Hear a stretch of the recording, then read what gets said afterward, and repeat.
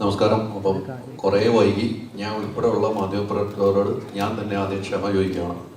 ഇത്രയും സമയം വൈകിയുണ്ട്, കുറേ കാര്യങ്ങളുണ്ടായതുകൊണ്ടാണ് വൈകിയത്. നമുക്ക് ഇനി ഒന്നുമില്ല, നേരിട്ട് വാർത്താ സമ്മേളനത്തിലേക്ക് തന്നെ നമ്മൾ പോവുകയാണ്. ആദ്യം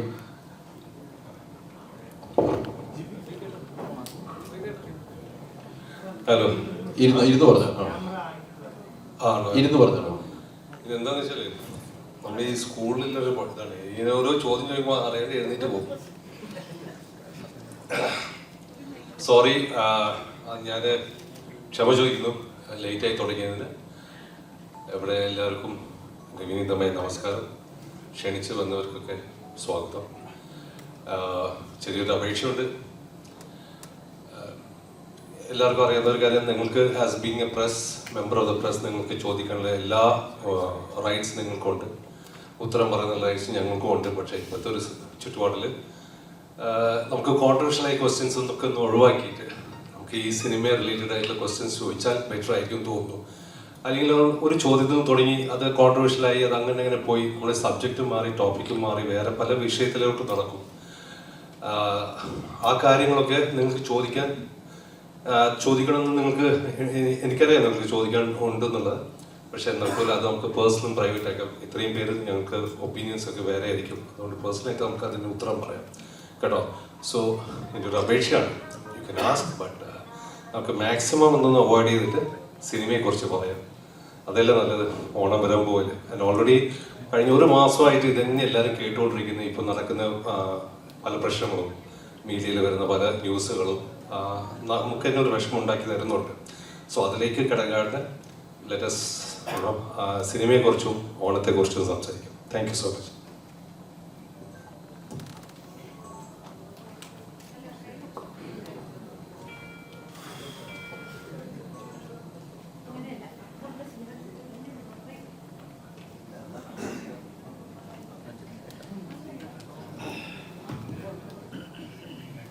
നമ്മുടെ producer Abraham Mathew sir about the cinema and release, please.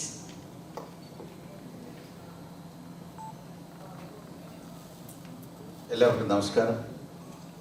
എത്തിയിരിക്കുന്ന എല്ലാ മീഡിയ പ്രവർത്തകർക്കും, മീഡിയ ആൾക്കാർക്കും, അപ്പം മൂവീസിൻ്റെയും ഇതിന് പിന്നിൽ പ്രവർത്തിച്ച എല്ലാ ആൾക്കാരുടെയും പേരിലുള്ള നന്ദിയും സ്നേഹവും അറിയിപ്പിക്കുന്നു. ഈ ബാഡ് ബോയ്സ് എന്ന മൂവി ഏതാണ്ട് 5 മാസം കൊണ്ട് ഇതിൻ്റെ സ്ക്രിപ്റ്റ് നമ്മൾ വന്നപ്പോൾ ഏതാണ്ട് 5 മാസം മുമ്പെയാണ്. പിന്നെ അതിൻ്റെ സ്ക്രിപ്റ്റ് കറക്ഷനും കാര്യങ്ങളുമായിട്ട് ഞങ്ങൾ പോയി. കഴിഞ്ഞ 90 ദിവസം ഇല്ലെങ്കിൽ ഏതാണ്ടൊരു 90 ദിവസം കൊണ്ട് ഇതിൻ്റെ ബാക്കിയുള്ള പണികൾ 55 ദിവസം കൊണ്ട് ഇതിൻ്റെ ഷൂട്ട് കഴിഞ്ഞു. ഇപ്പോൾ ഷൂട്ട് കഴിഞ്ഞിട്ട് ഏതാണ്ട് ഇപ്പം 40 ദിവസത്തോളമായി.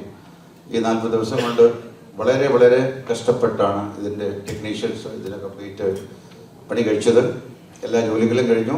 വളരെ ഭംഗിയായിട്ട് എല്ലാം പൂർത്തീകരിച്ച് നാളെ നിങ്ങളുടെ മുമ്പിലേക്ക് ഈ സിനിമ സന്തോഷമായിട്ട് ഞങ്ങൾ വിൽക്കുകയാണ്. നിങ്ങൾക്കിത് ഇഷ്ടപ്പെടും, തീർച്ചയായിട്ടും ഇഷ്ടപ്പെടുമെന്നുള്ള പരിപൂർണ വിശ്വാസം ഞങ്ങൾക്കുണ്ട്. കാരണം ഇതിൽ വർക്ക് ചെയ്ത കുഞ്ഞുകുട്ടി ആപാലവൃത്തം ഞങ്ങൾ, ഇതിൻ്റെ ഡയറക്ടർ തൊട്ട് ഇതിൻ്റെ മെയിൻ ആർട്ടിസ്റ്റ് തൊട്ട് ഇതിൻ്റെ ഓരോരോ ക്രൂ മെമ്പേഴ്സും അവരാൽ കഴിയുന്ന മാക്സിമം ഹാർഡ് വർക്ക് ഇതിൻ്റെ ബെറ്റർനെസ്സിന് വേണ്ടി അവർ ചെയ്തിട്ടുണ്ട്. ഇല്ലെന്നൊരിക്കലും എനിക്ക് പറയാൻ പറ്റില്ല. ആസ് എ പ്രൊഡ്യൂസർ അവരുടെ കൂടെ താങ്ങും തണലുമായി നിന്ന് ഞാനും എന്തൊക്കെ സപ്പോർട്ട് നമ്മുടെ സൈഡിൽ നോക്കുമോ ഇത് കംപ്ലീഷൻ ടൈമിൽ ചെയ്യാൻ വേണ്ടി. കാരണം ഇത് ഓണത്തിന് റിലീസ് ചെയ്യണമെന്ന് ഒരു ആഗ്രഹമുണ്ടായിരുന്നു. രണ്ടാമത് ഈ സിനിമ ഓണത്തിന് ഒരു ഫെസ്റ്റിവൽ മൂവിയുടെ സോണറിലാണ് വന്നിരിക്കുന്നത്. ഇതൊരു ഫെസ്റ്റിവൽ മൂവിയാണ്. അതുകൊണ്ട് മാത്രമാണ് ഞങ്ങൾക്ക് ഇത് ഓണത്തിന് തന്നെ ഇറക്കണമെന്നുള്ളൊരു ഇൻറ്റൻഷനോടുകൂടി നമ്മൾ തീർക്കാൻ വേണ്ടി രാവും പോലും വർക്ക് ചെയ്തത്. അപ്പോൾ അത് ആ പരിശ്രമം നമ്മുടെ കംപ്ലീറ്റായി, ആ മിഷൻ കംപ്ലീറ്റായി. നാളെ ഫസ്റ്റ് ഷോ വനിതാ തിയേറ്റർ ടോക്കീസിൽ വെച്ച് എടപ്പള്ളിയിലുള്ള 10 മണിക്ക് നമ്മൾ റിലീസ് ചെയ്യുകയാണ്. നാളെ ഓൾ ഇന്ത്യയിൽ ഈ മൂവി റിലീസ് ചെയ്യും. അത് കഴിഞ്ഞ് GCCയിൽ സെപ്റ്റംബർ 20 തൊട്ട്, GCC other entire world September 20 തൊട്ട് റിലീസ് ചെയ്യും. അപ്പോൾ ആസ് എ പ്രൊഡ്യൂസർ എനിക്ക് നിങ്ങൾക്ക് തരാനുള്ള ഒരു വാഗ്ദാനമെന്ന് പറയുന്നത്, ഇതൊരു വലിയ സിനിമയല്ല, ഇതൊരു സാധാരണക്കാരൻ്റെ സിനിമയാണ്. ഈ സിനിമ കാണാൻ നിങ്ങൾ പോകുമ്പോൾ തീർച്ചയായിട്ടും നിങ്ങൾക്ക് ഇതിലൊരു നിരാശ ഉണ്ടാകത്തില്ല. കാരണം ഈ സിനിമ കണ്ട് നിങ്ങൾ ഇറങ്ങുമ്പോൾ നിങ്ങൾക്കിതൊരു സന്തോഷം, ഇല്ല ഒരു ഉത്തേജനം, ഇല്ല ഒരു ആനന്ദം പകർന്നു തരുന്ന സിനിമയായിരിക്കും. അതിന് യാതൊരു സംശയവുമില്ല. അതാണ് എനിക്ക് സിനിമയെക്കുറിച്ച് ഇത് പറയാനുള്ള ഒരു സന്ദേശം. ബാക്കി കാര്യങ്ങൾ ഇതിൻ്റെ മറ്റുള്ള അണിയറ പ്രവർത്തകർ നിങ്ങളോട് സംസാരിക്കും. താങ്ക് യു, നന്ദി, നമസ്കാരം. സിനിമയിൽ വരുന്നത് എല്ലാവർക്കും ആകാംക്ഷയുണ്ട്. കലൈ സിംഗം ദുരൈരാജ് സിംഗം അവിടെയുള്ള ക്യാരക്ടർ ചെയ്തിട്ടുണ്ട്. ഏകദേശം എൻ്റെ സ്വഭാവം തന്നെയാണ് ക്യാരക്ടർ. പ്രൊഡ്യൂസറായിട്ട് അഭിനയിച്ചിരിക്കുന്നു. ഇൻട്രസ്റ്റിംഗ് ഫാക്ടേഴ്സ് ഉണ്ട്. ഞാൻ ഈ ട്രെയിലറിൽ ഡബിങ് പോയ സമയത്തും ഞാൻ കണ്ട ഒരു കാര്യം, ഇപ്പോൾ ഓണമില്ലേ, ഓണം ഫെസ്റ്റിവലിൽ നമ്മളൊരു പടം കാണാൻ കയറുമ്പോൾ ഓരോ ഫ്രെയിമിലും ഭയങ്കര കളർഫുൾ ആയിട്ടുണ്ട്. പ്രൊഡ്യൂസർ ഹമ്പിളായിട്ട് പറഞ്ഞു ചെറിയ പടം ഒന്നുമില്ല കേട്ടോ, കോടികൾ മുടക്കിയിട്ടുണ്ട്. എനിക്ക് ശമ്പളം കൊടുത്തിട്ടില്ല, ചുമ്മാ പറഞ്ഞത്. ഐ റിയലി അപ്രീഷിയേറ്റ് അപ്പം മൂവീസ്. എനിക്ക് നിങ്ങൾ ആർട്ടിസ്റ്റ് ഒരു പടം എടുക്കുമ്പോൾ ഓരോ ഫ്രെയിമിലും അതിൻ്റെ റിച്ച്നെസ് കൊണ്ടുവരുമ്പോൾ that is called as a festival movie. വരുന്ന ഓഡിയൻസിന് അത് ഭയങ്കര ഒരു ബഹളമായിരിക്കും, സന്തോഷമായിരിക്കും. ആൻഡ് അഫ്കോഴ്സ് റഹ്മാനിക്ക അവിടെ ഉണ്ട്. എടുത്തു പറയണമെങ്കിൽ ഞങ്ങളൊരു പടം ചെയ്ത് കേട്ടോ, ഐ തിങ്ക് 16 വർഷം മുമ്പ്. 16 വർഷം ശേഷം പിന്നെയും ഇപ്പോൾ ഒരു പടം ചെയ്യുന്നുണ്ട്, ഒരു മാറ്റമില്ല, അതേപോലെ ഉണ്ട്. എല്ലാവരും ചോദിക്കുകയാണ് എങ്ങനെ ഈ സീക്രട്ട്. എനിക്ക് അദ്ദേഹം അന്ന് പറഞ്ഞു കൊടുത്ത ഒരു കാര്യമുണ്ട്, എല്ലാ ദിവസവും 3 കിലോമീറ്റർ ഓടുണ്ട്. എവിടെ വെച്ച്? ദുബായിൽ വെച്ചിട്ടാണ് പറഞ്ഞത്, ഓർമ്മയുണ്ടോ? അത് മാത്രമല്ല, ഞാൻ താമസിക്കുന്ന സ്ഥലത്ത് തന്നെ ഇദ്ദേഹം, അപ്പം ഞാൻ മമത ഒക്കെ ഉണ്ടായിരുന്നു, എല്ലാ ആർട്ടിസ്റ്റിനും വേണ്ടി ഒരു ജിമ്മൊക്കെ റെഡിയാക്കി കൊടുത്തത്. സോ ഒരു ആർട്ടിസ്റ്റായിട്ട് പുറയില്ല ഇവരൊക്കെ ചെയ്യുന്ന ഡെഡിക്കേഷൻ, എക്സസൈസ്, ഡയറ്റിംഗ് ഒന്നും നിങ്ങളുടെ മീഡിയയിൽ പുറത്ത് പറയില്ല. പക്ഷെ പടത്തിൽ കാണുമ്പോൾ അതിൻ്റെ റിസൾട്ട് കാണും. He's looking so young and energetic. അത് ആക്ഷൻ സീക്വൻസ് ആവട്ടെ, റൊമാൻസ് ആവട്ടെ, ഡാൻസ് ആവട്ടെ, അതേ ഇക്ക തന്നെ ഏർപ്പെടും. ആൻഡ് വേറെന്താ പറയുക, ഒരു ഗസ്റ്റ് അപ്പിയറൻസ് തന്നെയാണ്, പക്ഷേ പവർഫുൾ ആയിരിക്കും. പിന്നെ ഇക്ക പറഞ്ഞു കോൺട്രവേഴ്സി ചോദ്യങ്ങളൊന്നും ചോദിക്കേണ്ട, ഓണം നല്ല ഒരു പടമാണ്. അഫ്കോഴ്സ് ഞാനും ഇക്കാവും പ്രൊഡ്യൂസറും എല്ലാവരും വന്നിരിക്കുന്നത് ബാഡ് ബോയ്സ് പടത്തോടെ പ്രൊമോഷന് വേണ്ടി. പക്ഷെ ടിനി ടോം ആ ഉദ്ദേശത്തിലല്ല വന്നിരിക്കുന്നത്. ഏത് കോൺട്രവേഴ്സി ആണെങ്കിലും ടിനി ടോം എടുത്ത് മുഖം നോക്കി ഓപ്പൺ ആയിട്ടുണ്ടെങ്കിൽ പറയാം. ഏത് കമ്മിറ്റി ആയാലും പുള്ളി ഒന്നും പേടിക്കാത്ത ഒരു മനുഷ്യനാണ്. അപ്പൊ അങ്ങനെ തുടങ്ങാം കേട്ടോ. അപ്പൊ എന്തിനും തയ്യാറായ ടിനി ടോം ആണോ?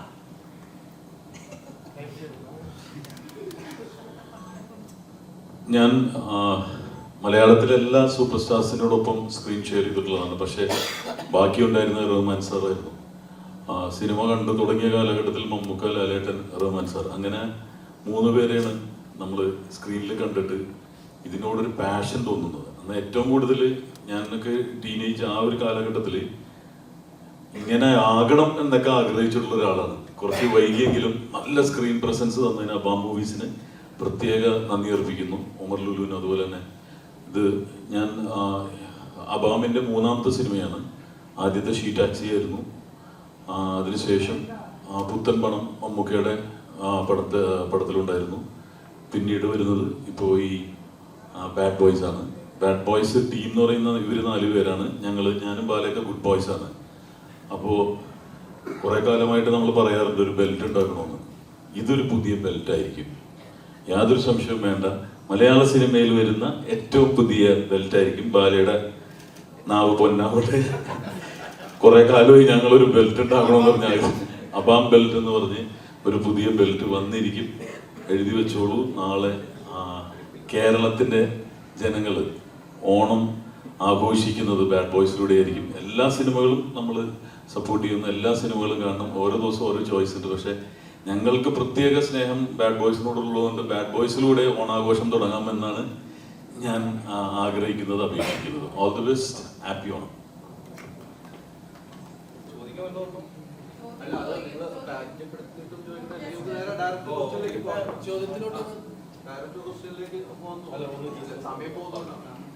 നമസ്കാരം. ഒരുപാട് സന്തോഷം. ചെറിയ കോൾഡാണ്. ഒരുപാട് അറിഞ്ഞ മുഖങ്ങൾ, അറിയാത്ത മുഖങ്ങൾ, ഒരുപാട് മീഡിയ സുഹൃത്തുക്കളുണ്ട്. ഒരുപാട് നേരം വെയിറ്റ് ചെയ്തതിന് ഒരുപാട് സോറി. നമ്മളങ്ങനെ റഹ്മാനിക്കയെ നമ്മളിങ്ങനെ കാണണം എന്ന് ആഗ്രഹിച്ച് ഇരിക്കുന്ന ഒരു സംഭവമാണ് അത്. ഉമർക്ക് നല്ല രീതിയിൽ കളർഫുള്ളായിട്ട് ചെയ്തിട്ടുണ്ട്. അപ്പോൾ ഒരുപാട് സന്തോഷം റഹ്മാനിക്കൻ അങ്ങനെ കളർഫുള്ളായിട്ട് കാണാൻ. അപ്പോൾ അത് അബ മൂവീസ് നല്ല രീതിയിൽ അത് പ്രൊഡ്യൂസ് ചെയ്തിട്ടുണ്ട്. സോ അത് ഓണത്തിന് വരുന്നു. ഓണത്തിൽ വരുന്ന എല്ലാ സിനിമകളുടെ കൂടെ നമ്മുടെ എല്ലാ സിനിമകളും നല്ല രീതിയിൽ വിജയിപ്പിക്കാൻ ഞാൻ എല്ലായിടത്തും പറയുന്നു. ചോദ്യങ്ങളുണ്ടെങ്കിൽ ചോദിക്കാം കേട്ടോ. Thank you. ബിബിന്റെ ഒരു ഗംഭീര പെർഫോമൻസ് ഉണ്ട്. ജസ്റ്റ് ഒന്ന് ക്യാരക്ടറും കാര്യങ്ങളും ഒന്ന് ജസ്റ്റ് ഒന്ന് കണ്ടിട്ട് നമുക്ക് ക്വസ്റ്റ്യൻസിലേക്ക്.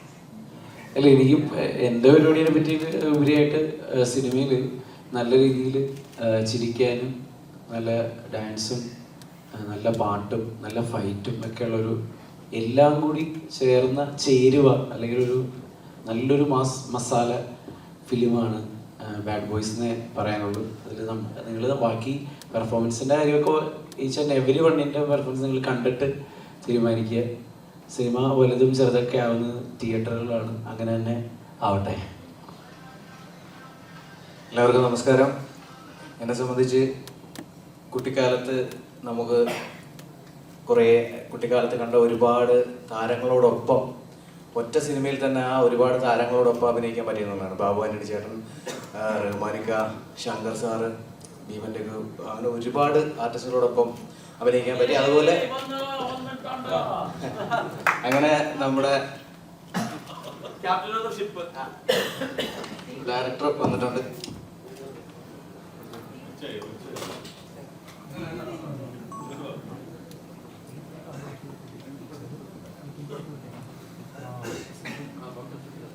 അപ്പോ അങ്ങനെ ഒരു ഭാഗ്യം ഈ സിനിമയിലൂടെ കിട്ടി. പിന്നെ കുറെ നാളുകൾക്ക് ശേഷം എനിക്കൊരു ത്രൂ ഔട്ട് കോമഡി ക്യാരക്ടറാണ്. അപ്പോൾ എനിക്ക് തോന്നുന്നത് നിങ്ങൾക്കൊക്കെ ഇഷ്ടപ്പെടും എന്നാണ് ഞാൻ വിചാരിക്കുന്നത്. ഞാൻ മാത്രമല്ല, റഹ്മാനിക്ക നമ്മൾ പണ്ട് കണ്ട പോലത്തെ അങ്ങനത്തെ ഒരു കോളേജ് കുമാരൻ അങ്ങനത്തെ ഒരു ഇതൊന്നുമല്ല. പുള്ളിയും കോമഡിയാണ് ചെയ്തിരിക്കുന്നത്. അപ്പോൾ അദ്ദേഹത്തിനോടൊപ്പം ത്രൂ ഔട്ട് ഒരു കോമഡി ക്യാരക്ടർ ചെയ്യാൻ പറ്റി. അങ്ങനെ ഒരുപാട് ഘടകങ്ങൾ ഈ സിനിമയ്ക്കകത്തുണ്ട്. നിങ്ങൾ എന്തായാലും നിങ്ങൾക്ക് ഓണത്തിന് കാണാൻ പറ്റിയ, ഫാമിലി ആയിട്ട് പോയി കാണാൻ പറ്റിയ ഒരു അടിപൊളി സിനിമയായിരിക്കും ഇത്. ബാക്കി നിങ്ങൾ കണ്ടിട്ട് നിങ്ങളുടെ അഭിപ്രായങ്ങൾ അറിയിക്കുക. Thank you.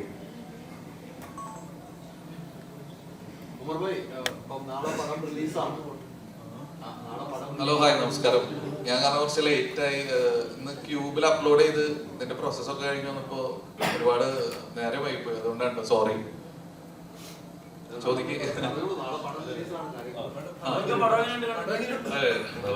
ഞാൻ പറഞ്ഞിട്ട് എല്ലാവർക്കും നമസ്കാരം.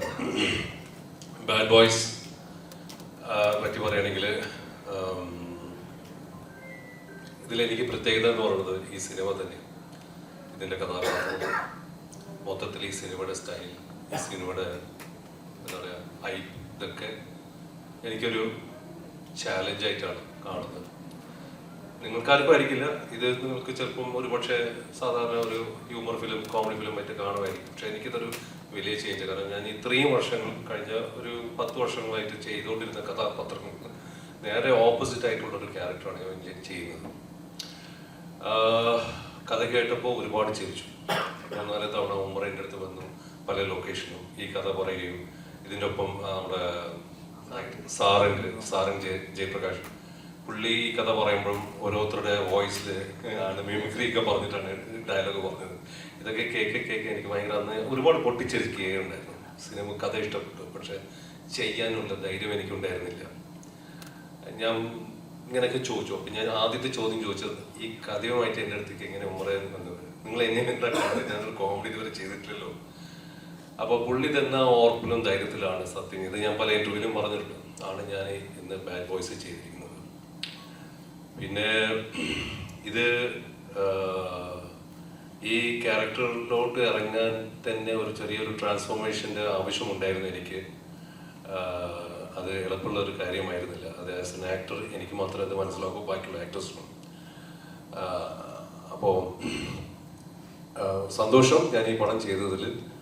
ആൻഡ് ഈ പടം നമ്മളിത് ഡിസ്കഷൻ്റെ സമയത്ത് ഇത് ചെയ്യുമ്പോൾ തന്നെ എൻ്റെയും ഒമറുടെയും ആഗ്രഹമായിരുന്നു ഒരു ഓണം റിലീസ് ആക്കിയാലോ എന്നൊക്കെ വിചാരിച്ചിട്ട്. എനിക്കും ആദ്യമായിട്ടാണ് ഒരു ഓണത്തിന്, ഒരുപാട് വർഷങ്ങൾക്ക് ശേഷമാണ് ഓണത്തിനൊരു റിലീസ് നമ്മൾ പ്ലാൻ ചെയ്യുന്നത്. പക്ഷേ ഞങ്ങൾക്കിങ്ങനെ സ്വപ്നം കാണാൻ പറ്റുള്ളൂ, ആഗ്രഹങ്ങളുണ്ട്, മോഹങ്ങളുണ്ട്. പക്ഷേ ഇതിനൊക്കെ റെഡിയായിട്ട് നമ്മുടെ ഫിനാൻഷ്യൽ ബാക്കിംഗ് വേണമല്ലോ. അങ്ങനെയാണ് നമ്മൾ അബ മൂവീസ് എബ്രഹാം മാത്യൂസ് ഷീലുവായിട്ട് ഞങ്ങൾക്ക് ഒപ്പം സഹകരിച്ചുകൊണ്ട് ഈ പടത്തിന് എനിക്കിപ്പോഴും ഓർമ്മയുണ്ട്. എൻ്റെ റൂമിൽ ഇരുന്നിട്ട് മാത്യു സാർ എൻ്റെ അടുത്ത് എന്ത് വന്നാലും ഞാനിത് ഓണത്തിന് റിലീസ് ചെയ്തിരിക്കും റഹ്മാൻ, ഒരു കാര്യത്തിലും ടെൻഷൻ ആവണ്ട, ഈ പടം ചെയ്യാനും പുള്ളി എനിക്ക് ധൈര്യം തന്ന ആളാണ് സത്യം. And thank you Abraham, thank you so much. ഒമറിൻ്റെ അടുത്ത് ഞാൻ നന്ദി പറഞ്ഞില്ല. ഒമറെ ഞാൻ കാണുന്ന ഒരു ഫ്രണ്ടിനെ പോലെയാണ്, ഒരു ബ്രദർ സ്ഥാനത്ത്. ചേട്ടന് അനിയനെ പോലെ ചേട്ടൻ. ഓക്കെ ചേട്ടൻ. സോ ഈ സിനിമ എന്ന് പറയുന്നത് ഇത് ടാഗ് ലൈനിൽ തന്നെ കാണുന്നുണ്ട്, ഒമർ ഫൺ ഫിലിം. അതായത് it's a very cool take it easy kind of ഫിലിമാണ്, ഫീൽ ഗുഡ് ഫിലിമാണ്, ഒരുപാട് ചിരിക്കാൻ. അതായത് ഇതിൻ്റെ അണ്ടർ കറണ്ട് എന്ന് പറഞ്ഞാൽ ഹ്യൂമറാണ്. പക്ഷെ ഹ്യൂമർ മാത്രമല്ല, ഇതിൽ നല്ല എമോഷൻസ് ഉണ്ട്, നല്ലൊരു കഥ, ഒരു ലൈൻ പോകുന്നുണ്ട്, സ്റ്റോറി ലൈൻ, അത്യാവശ്യത്തിന് ഫൈറ്റും ഉണ്ട്, നല്ല പാട്ടുകളുണ്ട്, ഡാൻസും ഉണ്ട്. സോ ഓണത്തിന് വേണ്ട, ഉത്സവത്തിന് വേണ്ട ഒരു എല്ലാ ഐറ്റംസും ഈ സിനിമയിലുണ്ടെന്നാണ് എൻ്റെ വിശ്വാസം. അത് വളരെ ബ്യൂട്ടിഫുൾ ആയിട്ട് ഒമർ അത് ചെയ്തിട്ടുണ്ട്. ഞാൻ സത്യത്തിൽ പറയുകയാണെങ്കിൽ ഈ കഥ കേൾക്കുമ്പോഴൊക്കെ ഡയറക്ടർമാർ അഭിനയിച്ചൊക്കെ കാണിക്കുകയൊക്കെ ചെയ്യും, ഇതൊക്കെ പോലെ ഉണ്ടായിരുന്നു. പക്ഷെ ഇത്ര ഒരു വലിയ സ്കെയിലിൽ എത്തിക്കുമെന്ന് സ്വപ്നത്തിൽ പോലും ഞാൻ കണ്ടില്ല. അത് സത്യമാണ്. ഞാൻ ഇങ്ങനെ വരുന്നു പറഞ്ഞു, അതുകൊണ്ട് എനിക്ക് ഒരുപാട് ടെൻഷൻ ഉണ്ടെന്നാണ്. നാളെ റിലീസ് ചെയ്യാൻ പോകുന്ന സിനിമയെ കുറിച്ച് എനിക്ക് ഒരുപാട് ടെൻഷൻ. സിനിമ നന്നായിട്ടുണ്ടെന്ന് അറിയാം, പക്ഷെ എന്നാൽ പോലും ചെറിയൊരു പേടിയുണ്ട്, ബിക്കോസ് ഇതിൻ്റെ ഹൈപ്പൊക്കെ കണ്ടിട്ട്. And thank U Omar. ഈ വേദിയിലാണെങ്കിലും ഞാൻ ഇതുവരെ നന്ദി പറഞ്ഞില്ല. Thank you so much. And അതോടൊപ്പം തന്നെ ഈ സിനിമ ഇതൊരു വൺ മാൻ ഷോ കളിയൊന്നുമല്ല. ഇതിൽ ഒരുപാട് നടന്മാരുകളുണ്ട്. ആൻഡ് എല്ലാവരും ഇതിൽ ഹീറോ തന്നെയാണ്, എല്ലാവരും ബാഡ് ബോയ്സ് ആണ്. ഇതിൽ പറയുന്ന പോലെ എല്ലാവർക്കും ഒരു ഗ്രേഷ്യേഡ് ഉണ്ട് ഈ ക്യാരക്ടേഴ്സൊക്കെ. ആൻഡ് എനിക്ക് ഇവരോടൊക്കെ ഒപ്പം വർക്ക് ചെയ്യാൻ ഒരു സ്പേസ് കിട്ടിയത് ഞാൻ ഒരുപാട് ദൈവത്തിനോട് നന്ദി പറയുന്നു. ആൻഡ് ഇവിടെ എല്ലാവരും ഇവരൊക്കെ ഉണ്ട് ഈ സിനിമയിൽ. Thank you Vipin, thank you Paul, thank you Tini, thank you Bala, thank you Senthil, thank you Sheelu, thank you for. ആണോ? സോ അതൊക്കെ തന്നെയാണ്. ആൻഡ് ഇനി ഡയറക്ടറും സാറിന്റെ ഞാൻ ഈ കഥ പറഞ്ഞ് അപ്പൊ സാറിങ്ങനെ ചിരിച്ചു. എന്നിട്ട് സാറ് എന്നെ കൊണ്ട് ഇത് പറ്റുമെന്ന് ചോദിച്ചു. അപ്പൊ ഞാൻ പറഞ്ഞു സാറിന് പറ്റും, കാരണം എനിക്ക് ആ ഒരു വിഷയം കിട്ടുന്നുണ്ട്. പിന്നെ ഞാൻ മനസ്സിലാക്കിയ ഒരു സംഭവം എന്ന് വെച്ചാല്, ഇപ്പൊ ഞാൻ ഇതിനു മുന്നേ ചെയ്തത് കോമഡി അല്ലെങ്കിൽ യൂത്ത് ഓറിയന്റഡ് ആയിട്ടുള്ള ഫിലിമാണ്. അപ്പൊ പിന്നെ നമ്മൾ ഒരു പടം രണ്ട് പടം ചെയ്ത് കഴിഞ്ഞ് ഇവിടെ നമ്മൾ സ്റ്റാമ്പ് ചെയ്ത് തരും, ഇയാൾക്ക് ഇത് മാത്രമേ പറ്റുള്ളൂ എന്ന് പറഞ്ഞിട്ട്. അങ്ങനെ നമ്മളിലേക്ക് തന്നെ ഓട്ടോമാറ്റിക്കലി ധാരണ ഇൻജെക്ട് ചെയ്ത് ഇവിടെ കേട്ടിട്ടുണ്ട്. ഇവിടുത്തെ മീഡിയാസ് ആണെങ്കിലും അല്ലെങ്കിൽ എന്താണ് ഇതിന് പിന്നിൽ എന്നുള്ളത് മനസ്സിലാവുന്നുണ്ട്. ഇപ്പൊ സാറ് ഇത് ചെയ്തു കഴിഞ്ഞപ്പോഴാണ് സാറിന് തന്നെ അപ്പോ ഇത് ശരിക്കും പർപ്പസ്ഫുള്ളി ചെയ്യുന്നതാണോ അല്ലെങ്കിൽ ഇതിന്റെ പിന്നില് എന്താണ് എന്ന് മനസ്സിലാവുള്ളൂ. ഒരാൾക്ക് ഇന്നത് മാത്രമേ പറ്റുള്ളൂ എന്ന് പറഞ്ഞ സ്റ്റാമ്പ് അടിക്കുന്ന ഒരു പ്രവണത മലയാളികൾക്കിടയിൽ ഭയങ്കരമായിട്ട് കൂടി വരും ഇതുണ്ട്. എനിക്ക് അങ്ങനെ ഫീൽ ചെയ്തിട്ടുണ്ട്. അപ്പൊ എൻ്റെ ഒരു ശ്രമമാണ്, എന്നെ സ്റ്റാമ്പ് ചെയ്തെന്ന് പൊളിച്ച് മാറ്റാനുള്ള എൻ്റെ ഒരു ശ്രമമാണ് ഈ സിനിമ. അതിന് എൻ്റെ കൂടെ നിന്ന് Rahman sir, producer Abraham sir, Sheelu, എല്ലാവരും നിങ്ങൾ എൻ്റെ കൂടെ നിൽക്കണമെന്ന് ഞാൻ എന്താ പറയാ അത്രയും ഇതിലാ പറയണത്. പിന്നെ എങ്ങനെ വന്നാലും ബോറടിക്കൂല, പക്ക ഒരു എന്റർടൈനർ ആയിട്ടാണ് ഞങ്ങൾ ഒരുക്കാൻ ശ്രമിച്ചിട്ടുള്ളത്. ഹ്യൂമറും പാട്ടും ഡാൻസും ഒക്കെ ആയിട്ട് പക്ക ഒരു ഓളം, തമിഴ് തെലുങ്ക് പടങ്ങളുടെ ഒക്കെ ഒരു ഫ്ലേവറും എല്ലാം കൂടിയിട്ട് മിക്സ് ചെയ്തിട്ട് ഓണത്തിന് ഒരു അത്തപ്പൂക്കളം പോലെ കളർഫുൾ ആയിട്ടുള്ള ഒരു പരിപാടിയാണ് ഇതിലും ഞങ്ങൾ ഒരുക്കിയിട്ടുള്ളത്. നിങ്ങൾക്ക് ഇഷ്ടപ്പെടുന്ന തന്നെയാണ് എൻ്റെ വിശ്വാസം, അല്ലേ വിപിനെ? അപ്പോ ഞാൻ സാറിന് കൊടുക്കാം.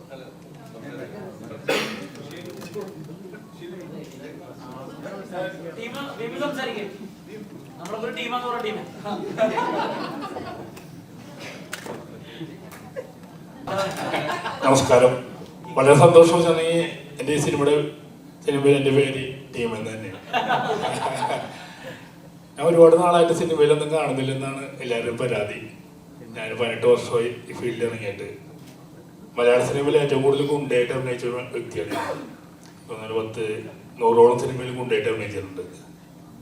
പക്ഷേ ഗുണ്ടകളായിട്ട് അഭിനയിച്ചപ്പോഴും ഗുണ്ട തന്നെയായിരുന്നു. പിന്നീട് അതിന് മാറ്റമുണ്ടായത് വിജയ് സാറിൻ്റെ തെരി എന്ന് പറഞ്ഞ സിനിമ അഭിനയിച്ച ശേഷമാണ്. പിന്നീട് ഞാൻ ചാൻസും ചോദിച്ചില്ല. ചാൻസ് ചോദിക്കാതെ എനിക്ക് സിനിമയിൽ അവസരമൊന്നും ഇല്ലായിരുന്നു. അങ്ങനെയാണ് മുരളി സാർ എന്നെ ഈ പടത്തിലേക്ക് വിളിച്ചത്. ഈ സിനിമയിൽ ഞാൻ ഗുണ്ടയല്ല, അത് ആദ്യം തന്നെ പറഞ്ഞോളാം. സ്റ്റാർ മാജിക്കിലൂടെയൊക്കെ എന്നെ കോമഡിയനായിട്ടാണ് ഇപ്പോൾ കാണുന്നത്. അപ്പോൾ ചെറിയ കോമഡി സീനൊക്കെ ചെയ്തിട്ടുണ്ട്. ഇതിൽ മാസ് ഡയലോഗ് തന്നിട്ടുണ്ട്. ഒരു കൊച്ചിക്കാരനായിട്ട് അസലൊരു ഒരു കൊച്ചിക്കാരനായിട്ട് അഭിനയിച്ചേക്കുന്നത്. എങ്ങനെ ഉണ്ടാവും എനിക്ക് അറിഞ്ഞൂടാ. എത്രയൊക്കെ സീൻ ഉണ്ടെന്ന് അറിയാൻ പറ്റില്ല, എത്രയൊക്കെ സീൻ കട്ടായി പോയെന്ന് എനിക്ക് അറിഞ്ഞൂടാ. എന്റെ പ്രൊമോഷൻ പറയണ്ടേ. അപ്പൊ ബാഡ് ബോയ്സ് എനിക്ക് തോന്നുന്നത് ഈ ആർട്ടിസ്റ്റ് ഒരുപാട് പേര് പ്രൊമോട്ട് ചെയ്തിട്ടുണ്ട്. ഞാൻ ചെറിയ വേഷമാണെങ്കിൽ ഞാൻ ഒരുപാട് സ്ഥലത്ത് നമ്മുടെ പടം പ്രൊമോട്ട് ചെയ്തിട്ടുണ്ട്. ഞാൻ പോകുന്ന സ്ഥലത്ത് എല്ലായിടത്തും ബാഡ് ബോയ്സിനെ കുറിച്ച് പറഞ്ഞിട്ടുണ്ട്. അത് തന്നെ എനിക്ക് സന്തോഷം. അപ്പോൾ ഈ സിനിമ എല്ലാവരും കാണുമെന്ന് എനിക്കറിയാം. എല്ലാവരും കാണുന്ന സിനിമയിൽ അഭിനയിക്കാൻ പറ്റിയതിൽ വളരെ സന്തോഷമുണ്ട്. ഇനി തുടങ്ങി സിനിമയിൽ ഞാനും ഉണ്ടാവും. ഇനി ഇറങ്ങുന്ന സിനിമകളിലേക്ക് ഇനി ഞാൻ ചാൻസ് ഒക്കെ ചോദിക്കാൻ വേണ്ടിയാണ്. വളരെ സന്തോഷം. എനിക്ക് നന്ദി പറയാനുള്ളത് ഇതിന്റെ പ്രൊഡ്യൂസറും പിന്നെ മുരളി സാറിന് പവർ സ്റ്റാർ എന്നൊരു പടം പ്ലാൻ ചെയ്തിട്ടുണ്ടായിരുന്നു. ആ സിനിമയിൽ എനിക്ക് അത്യാവശ്യം നല്ലൊരു വേഷം പറഞ്ഞു. ആ പടം ഇനി നടന്നില്ല, ഇനി നടക്കുമെന്ന് എനിക്ക് തോന്നുന്നു. അപ്പോൾ വളരെ സന്തോഷം. എനിക്കും നാളെ സിനിമ കാണാൻ വേണ്ടി ത്രില്ലടിച്ചിരിക്കുന്നതാണ്. അപ്പോൾ എല്ലാവരും സിനിമ കാണാൻ വരുമെന്ന് എനിക്കറിയാം. ഞാനും ഇനിയും പ്രൊമോഷൻ ചെയ്യും സിനിമ. അപ്പോൾ കൂടെ ഉണ്ടാവും. Thank you. പിന്നെ ഞാൻ നേരത്തെ പറഞ്ഞില്ലേ, ഇതേപോലെ ഞാൻ ഇതിന് മുന്നേ ചെയ്തിട്ടുള്ള പക്ക യൂത്തിനെ കോൺസെൻട്രേറ്റ് ചെയ്തിട്ടുള്ള സിനിമകളാണ്. അപ്പൊ ഞാൻ ആദ്യമായിട്ട് ചെയ്യണ ഒരു ഫാമിലിയും കൂടിയിട്ട് കണക്ട് ചെയ്തിട്ടുള്ള ഒരു സിനിമയാണ്. അപ്പൊ തീർച്ചയായിട്ടും ഇപ്പൊ എന്റെ മുൻ സിനിമകൾ കണ്ടിട്ട് ഇപ്പൊ കുറെ കമന്റ്സ് വരാറുണ്ട്, ഇത് ഫാമിലി ആയിട്ട് കാണാൻ പറ്റുമോ, അതേ യൂത്തിനെ മാത്രം ടാർഗറ്റ് ചെയ്തിട്ടുള്ളതാണോ, അങ്ങനെ ഡബിൾ മീനിങ് കോമഡി ഉണ്ടാവോ? ഇതിൽ അങ്ങനെ യാതൊരു വിധ ഡബിൾ മീനിങ് കോമഡിയോ അങ്ങനത്തെ ഇതൊന്നുമില്ല. ഇത് ഫാമിലി യൂത്തിനും എല്ലാവർക്കും തിയേറ്ററിൽ ഒരേപോലെ വന്ന് കണ്ട് ആസ്വദിക്കാൻ പറ്റുന്ന ഒരു സിനിമയായിട്ടാണ് ഞാൻ ഒരുക്കിയിട്ടുള്ളത്. അപ്പൊ കണ്ട് എന്റെ ഫ്രണ്ട്സും എല്ലാവർക്കും നല്ല ഇഷ്ടമായി. അപ്പൊ ആ ഒരു സന്തോഷത്തിൽ കൂടിയിട്ടാണ് ഞാൻ ക്യൂബിൽ നിന്ന് വന്നത്. അപ്പൊ നാളെ തിയേറ്ററിൽ നിന്നും ആ ഒരു സന്തോഷം ഞങ്ങൾക്ക് കിട്ടട്ടെ, അങ്ങനെ ഞാൻ പ്രാർത്ഥിക്കും. Thank you.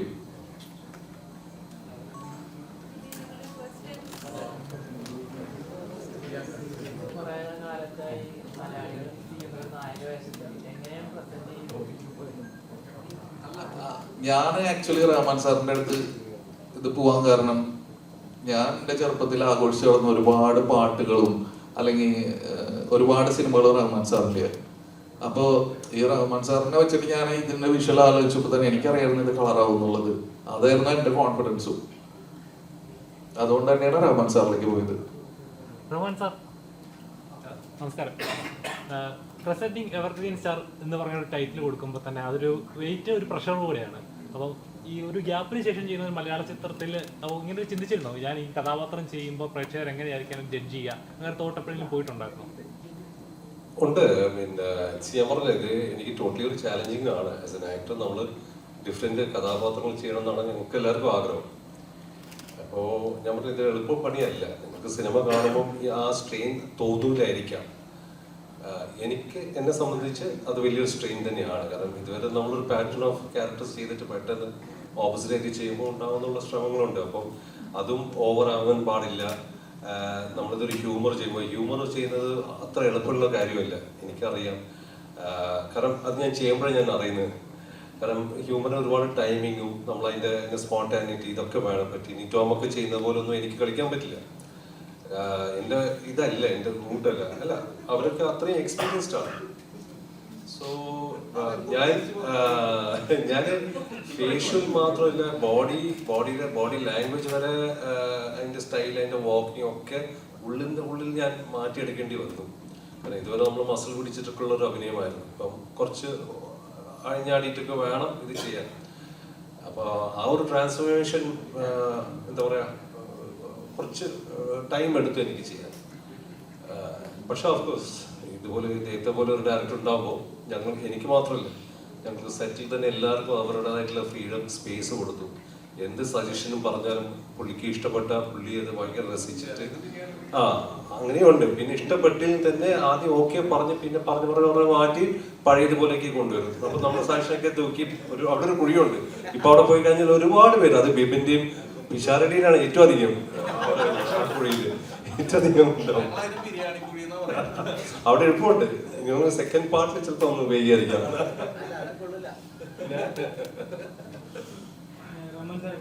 ടീസറിലാണെങ്കിലും ട്രെയിലറിലാണെങ്കിലും കൂടുതൽ ആളുകൾ കമന്റ് ചെയ്തേക്കുന്നത് റഹ്മാൻ സാറിനെ പറ്റിയാണ്.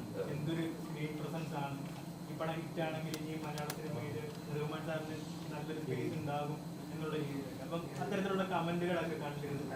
ഇത് ഞാൻ ഒരു മറുപടി പറയട്ടെ. ഇത്രയും കാലം ഈ ഹെയർ സ്റ്റൈലിൽ ഇപ്പൊ ഇരിക്കുന്ന ഒരു ഹെയർ സ്റ്റൈലിൽ കണ്ടു. പക്ഷെ ഈ പടത്തിൽ പൂജ നടന്നു ഞങ്ങളൊക്കെ നേരത്തെ വന്നു. അപ്പൊ കാരവനിൽ നിന്ന് ചെന്നിറങ്ങി അവരായിരുന്നു.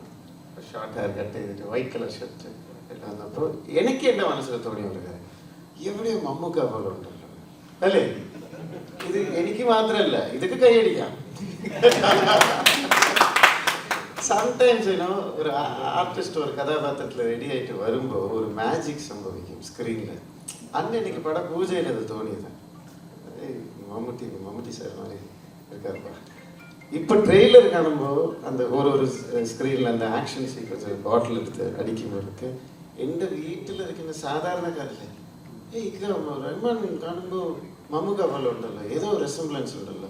அந்த ഹെയർ സ്റ്റൈൽ മാറ്റിയതാണോ ഇല്ല ബോഡി ലാംഗ്വേജ് ആണോ എന്താണല്ലേ വേറെ എന്തെങ്കിലും മമ്മൂക്ക ചെയ്ത ഒരു കഥാപാത്രമാണോ, ഒരു കമ്പാരിസൺ വരുന്നുണ്ട്. അങ്ങ് ഒരു മാജിക് ഫോളോ ആവുന്നുണ്ട്. അത് പടത്തിൽ വർക്കൗട്ട് ആവുമെന്ന് തോന്നുന്നുണ്ട്. ഇല്ല, എല്ലാവരും പറയുന്നു. ഇത് എൻ്റെ ഒരു തനിപ്പെട്ട ഒരു അഭിപ്രായം ഇല്ല.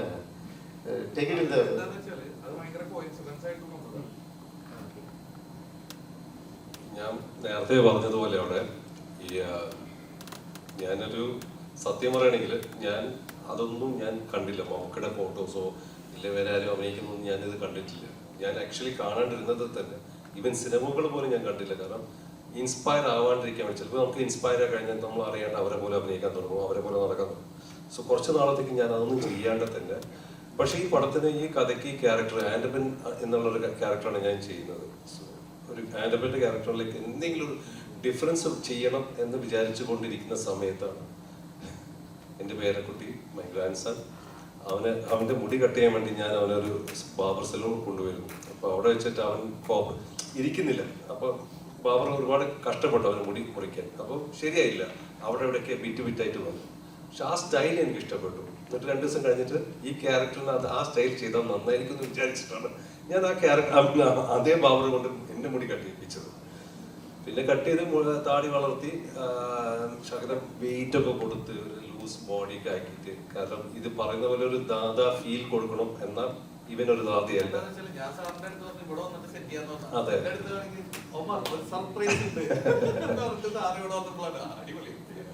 എന്നിട്ട് ഇതെല്ലാം ഇരുന്ന് ഒരു 4-ാം ദിവസം ഞാനും ടിനി ടോം ഇരിക്കും. ഇവൻ ടിനി ടോം എല്ലാവരും കൂടി വർക്ക് ചെയ്യുന്നുണ്ടെന്ന് പറഞ്ഞു. പക്ഷെ ആരും സെറ്റിൽ ഒന്നും പറയുന്നത് കേട്ടില്ല. ഞങ്ങൾ 2 പേരും ഇരുന്ന് ഒരു ഫോട്ടോ എടുത്തു. ഞാനൊരു കറുത്ത ജുബയും മുണ്ടിട്ടിരിക്കുമ്പോൾ ആ ഫോട്ടോ വൈറലായി. അവിടെ നിന്നാണ് ഇത് തുടങ്ങിയത്. ടെർബോ ലുക്ക്, മറ്റേ ടെർബോ ജോസ് ആയിട്ട് ചേട്ടൻ അനിയനായിട്ട് വരുന്നു, ആ സിനിമയിൽ ഗസ്റ്റ് അപ്പിയറൻസ് എന്നൊക്കെയാണ് പലരും കമന്റ് റിവ്യൂസ് ഒക്കെ എഴുതിയിരിക്കുന്നത്. അപ്പോഴാണ് ഞാൻ ഇച്ചക്കയുടെ ഫോട്ടോ കാണുന്നത്. അതാണ് എൻ്റെ സത്യം. അല്ലാണ്ട് ഞാൻ അദ്ദേഹത്തിന്റെ സ്റ്റൈലിൽ കോപ്പി അടിച്ചാൽ അറിഞ്ഞിരുന്നെങ്കിൽ ഒരു പക്ഷേ ഞാൻ ആ സ്റ്റൈൽ ചെയ്യില്ല, ഞാൻ മാറ്റി പിടിച്ചാൽ വേറെ എന്തെങ്കിലും. ഞങ്ങൾക്ക് എല്ലാവർക്കും വിന്റേജ് മലയാള സിനിമയില് ഒരു നൊസ്റ്റാൾജിയ ഉണ്ട്. റഹ്മാൻ എന്നൊരു ആക്ടർ അയാൾ ചെയ്തു വെച്ച സിനിമകൾ ഞങ്ങൾ പല ആവർത്തി കാണാൻ നേരത്ത് ഇത് ആ സ്റ്റൈലും ആ ഡാൻസും കാര്യങ്ങളൊക്കെ ഞങ്ങൾക്ക് ഒരു നൊസ്റ്റ് ഓർമ്മയായിട്ട് നിൽക്കുന്നുണ്ട്. പക്ഷെ നേരെ തിരിച്ച് റഹ്മാൻ എന്ന് പറഞ്ഞ ആക്ടർ ചിന്തിക്കാൻ നേരത്ത് ഏതൊരു ആക്ടറും മനസ്സിൽ തോന്നുന്നൊരു ചിന്തയുണ്ടല്ലോ, ഞാൻ ചെയ്തു വെച്ചൊരു സ്പേസ് മലയാള സിനിമയിൽ കിടപ്പുണ്ട് എന്ന് പറഞ്ഞ ഒരു സംഗതി. അതിലേക്ക് തിരിച്ചു ചെല്ലണം. ഞാൻ ലീഡായിട്ടുള്ള ചിത്രങ്ങൾ, മലയാള സിനിമയിൽ എൻ്റെ സ്ഥാനം എന്നൊരു ഓർമ്മ എപ്പോഴും മനസ്സിൽ അവശേഷിക്കുന്നുണ്ടായിരുന്നു. അതോടൊപ്പം തന്നെ അതിനൊരു തുടക്കം കുറിക്കലാണ് ഇത്. ഇപ്പൊ നമുക്കറിയാം റീസെന്റ് മലയാള സിനിമയിൽ ജഗദീഷ് ചേട്ടൻ അടക്കമുള്ള പല ആക്ടേഴ്സും അവരുടെ കരിയറിൽ തന്നെ ബെസ്റ്റ് പെർഫോമൻസ് കാഴ്ചവെക്കുന്നു. മമ്മൂക്ക അടക്കമുള്ളവര് സ്പേസ് ഇവിടെ ഉണ്ട്. ഇവിടെ മലയാള സിനിമ മാറി എന്ന് പറയാൻ നേരത്ത് പ്രേക്ഷകർ അതിനോടൊപ്പം സഞ്ചരിച്ചു. 41 വർഷമായി ഞാൻ സിനിമ ഇൻഡസ്ട്രിയിൽ. ഞാൻ ഒരിക്കലും അങ്ങനെ ചിന്തിച്ചിരുന്നെങ്കിൽ പക്ഷെ ഞാൻ വേറെ ഏതെങ്കിലും ഒരു സ്ഥാനത്ത് നിൽക്കുകയാണ്. എൻ്റെ മനസ്സിൽ അങ്ങനെ ഇല്ല. ഞാൻ ആർക്കും കോമ്പറ്റീഷനായിട്ട് പോകുന്നില്ല. ഞാൻ എപ്പോഴും സിനിമകൾ ചെയ്യണം, നല്ല നല്ല സാധനങ്ങൾ സൃഷ്ടിക്കണം, ചെയ്യണം എന്ന് മാത്രമേ ഉള്ളൂ. അല്ലാണ്ട് എനിക്ക് ഈ പൊസിഷനോ സ്ഥാനമോ ഒന്നും ഞാൻ ചിന്തിക്കുന്നില്ല. അതിനെക്കുറിച്ച് ഞാൻ ചിന്തിച്ചിട്ടുമില്ല. അങ്ങനെ എനിക്കൊരു സ്പേസ് നഷ്ടപ്പെട്ടു പോയി ഇവിടുന്ന്, അതൊന്നുമില്ല. ഞാൻ ചിന്തിക്കല്ല. അങ്ങനെയാണെങ്കിൽ ഞാൻ പല വേറെ ഇതൊക്കെ ചെയ്തതിന് അത് നിങ്ങൾക്ക് മീഡിയക്കും അറിയാമായിരിക്കും. പക്ഷെ ഞാൻ ചെയ്യുന്നില്ല. അങ്ങനെയൊന്നും ഞാൻ ചിന്തിച്ചിട്ട് പോലും ഇല്ല. ഞാൻ ഒരിക്കലും ആർക്കും ഒരു പ്രശ്നമാവാൻ പോകുന്നില്ല, ആവുമില്ല. ഞാൻ കോമ്പറ്റീഷനില്ല. ഞാൻ എൻ്റെ പണി, എൻ്റെ സിനിമ അങ്ങനെ ചെയ്തു പോകും. നല്ല സിനിമകൾ ചെയ്യുക എന്ന് മാത്രമാണ് എൻ്റെ ആവശ്യം. പക്ഷെ മലയാളികൾ ഒരുപാട് മിസ് ചെയ്യുന്നുണ്ടല്ലോ. കാര്യം റീസെന്റ് ബ്ലാക്ക് പോലും അത് ഭയങ്കര കൾട്ടായിട്ട് കാണുന്ന പോലെ ക്യാരക്ടേഴ്സും ഇത് സംഭവിച്ചിട്ടുള്ള ഒരു നിങ്ങൾ പറയുന്ന ഗ്യാപ്പാണോ മലയാള സിനിമയിൽ വരുന്ന ഗ്യാപ്പിലാണോ? ഞാൻ പറഞ്ഞില്ല, ഞാൻ തമിഴിലും തെലുങ്കിലും ഒക്കെ ചെയ്തുകൊണ്ടിരിക്കുകയാണ്. അപ്പോൾ അവിടെ ചെയ്യുന്ന സിനിമകളൊക്കെ ഒരുപാട് ഡേറ്റ്സ് അങ്ങനെ പോകുന്നതാണ്. ഒരു വർഷത്തിൽ അങ്ങനെ കുറച്ച് ബിസിയാണ്. ഇടയ്ക്ക് ഞാൻ വന്നൊരു മലയാള സിനിമ ചെയ്യും, അങ്ങനെ മാത്രമേ ഉള്ളൂ. അല്ലാണ്ട് എനിക്ക് തുടർച്ചയായിട്ട് ചെയ്യണമെന്ന് ഞാൻ അപ്പം ആഗ്രഹിച്ചിരുന്നു. ഇപ്പോൾ ഒരു പക്ഷേ ഇവിടെ നിങ്ങളൊക്കെ സ്വീകരിക്കുകയാണെങ്കിൽ ഞാൻ തീർച്ചയായിട്ടും ചെയ്യാം.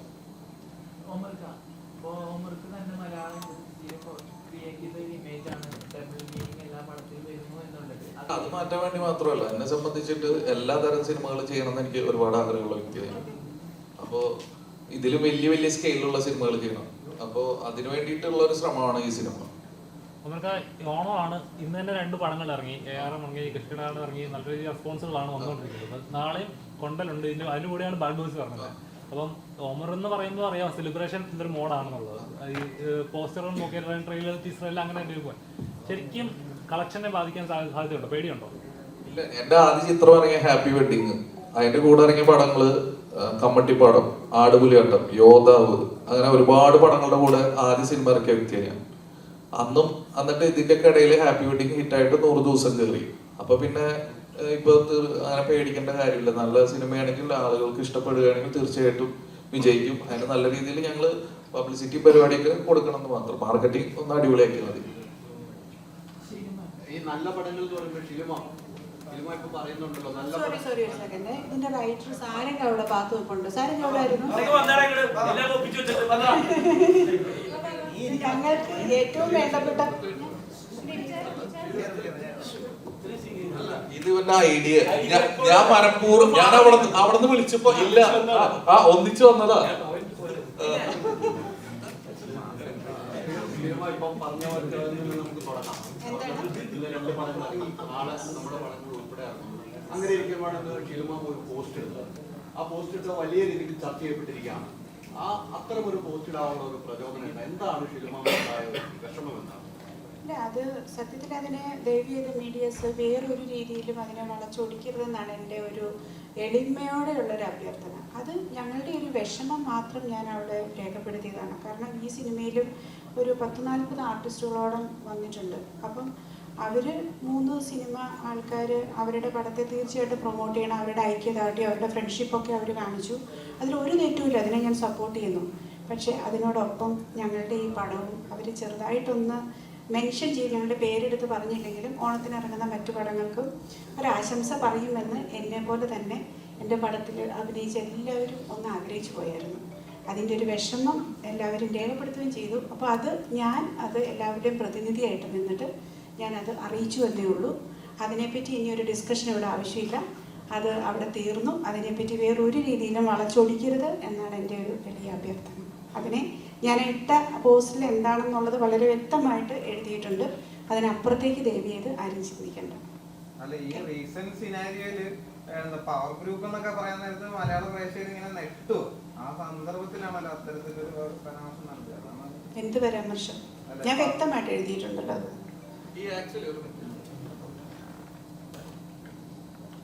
അത് ആക്ച്വലി അത് ഉദ്ദേശിച്ചത് എന്താ വെച്ചാല്, ഇപ്പൊ ഈ ഇറങ്ങുന്ന ഓണത്തിന് ഇറങ്ങുന്ന 6 സിനിമയുണ്ട്. ഈ 6 സിനിമയില് ഏറ്റവും പവർ ആയിട്ടുള്ളത് അവരാണ്. വലിയ പ്രൊഡക്ഷൻ കമ്പനി അല്ലെങ്കിൽ ഇപ്പൊ യൂത്ത് ആയിട്ട് ഇപ്പൊ ഹിറ്റ് അടിച്ചിട്ട് നിൽക്കണ ഇത്. അപ്പൊ ഇവർ 3 ആള് ഫോക്കസ് ചെയ്തിട്ട് ഒരു കാര്യം ചെയ്യുമ്പോൾ അതിന് ഓട്ടോമാറ്റിക്കലി ഭയങ്കര റീച്ച് വരും. അപ്പൊ അതിന്റെ ഇടയിൽ ഞങ്ങളുടെ ചിത്രത്തിന്റെ പേര് പറയണമെന്ന് പോലും ഞങ്ങൾക്ക് പേര് പറഞ്ഞാൽ സന്തോഷം. മറ്റു ചിത്രങ്ങളൊന്നും കൂടി പറയുകയായിരുന്നെങ്കിൽ അത് ഓക്കെ. അല്ലെങ്കിൽ ഓണ ചിത്രങ്ങൾ ഇത് മാത്രം എന്ന് ഓഡിയൻസിലേക്ക് അത് ശ്രദ്ധ വരും. കാരണം ഇത് കണ്ടിട്ട് എന്നെ 1-2 പിള്ളേർ വിളിച്ചിട്ട് നിങ്ങളുടെ റിലീസ് ഇല്ലേ എന്ന് ചോദിച്ചു. ഈ പടങ്ങൾ മാത്രമാണല്ലോ പറഞ്ഞോളൂ. പിന്നെ എന്താ പറയാ മെയിൻ സ്ട്രീമിൽ അല്ലെങ്കിൽ ലൈവായിട്ട് നിൽക്കുന്ന ഇവർ 3 പേരും കൂടിയിട്ട് ഒരു കാര്യം ചെയ്യുമ്പോൾ അതിന് കിട്ടുന്ന ഫോക്കസ് വേറെയാണ്. ഇപ്പോൾ റഹ്മാൻ സാറിന്റെ അടുത്ത് ചോദിക്കുകയാണെങ്കിൽ റഹ്മാൻ സാറിനെയും കൂടി കൊളാബ് ചെയ്തിട്ട് അതിലൊരു വീഡിയോ ഇടാം, ബാക്കി ആക്ടേഴ്സിനെയും കൂടിയിട്ടൊക്കെ ആകുമ്പോൾ അതൊരു കൂട്ടായ്മയാവും. നമ്മൾ കൂട്ടായ്മയിലൂടെ ഒരു കാര്യം ചെയ്യുമ്പോൾ ഒന്നും കൂടി ശ്രദ്ധിക്കണം. ഞങ്ങൾക്ക് അതൊരു വിഷമമായി, ഞങ്ങളുടെ ഒരു വേദനയാണ്. ഒന്നാമത് പല സെന്റേഴ്സിൽ ഞങ്ങൾക്ക് ഷോസ് ഒക്കെ കുറവാണ്. അപ്പൊ അതിന്റെ ഇടയിൽ ഇങ്ങനെയും കൂടിയിട്ടൊക്കെ വരുമ്പോൾ നമ്മൾ ഒരുപാട് കഷ്ടപ്പെട്ട് എഫേർട്ട് എടുത്തിട്ടല്ല എല്ലാവരും സിനിമ ചെയ്യുന്നത്.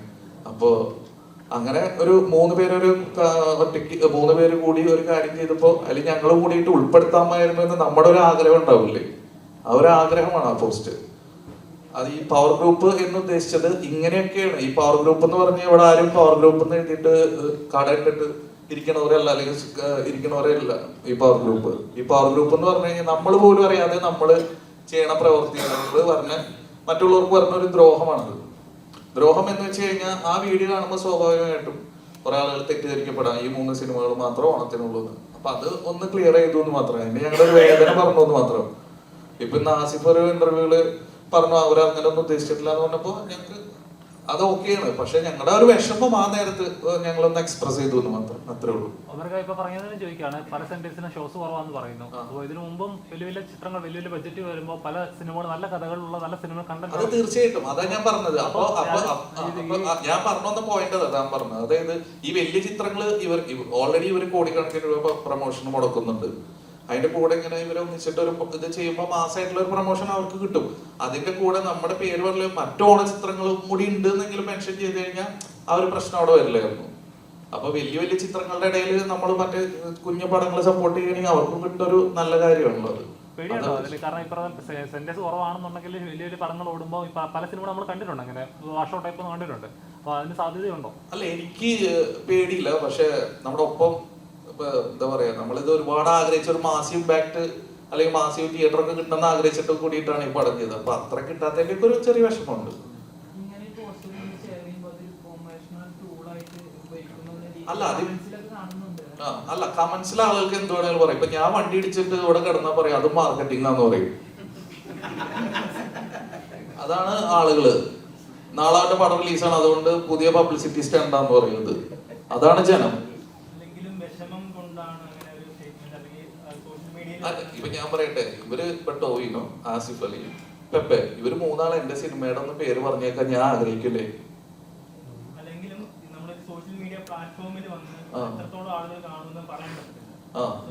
അല്ല, ഞാനോ തന്നെ പറഞ്ഞ ഇവര് വീഡിയോ ചെയ്യുമ്പോഴും അതിന്റെ റീച്ച് ഭയങ്കരമാണ്. ഇവര് 3 പേരും കൂടിയിട്ട് ആ വീഡിയോ ചെയ്യുമ്പോ ഓക്കെ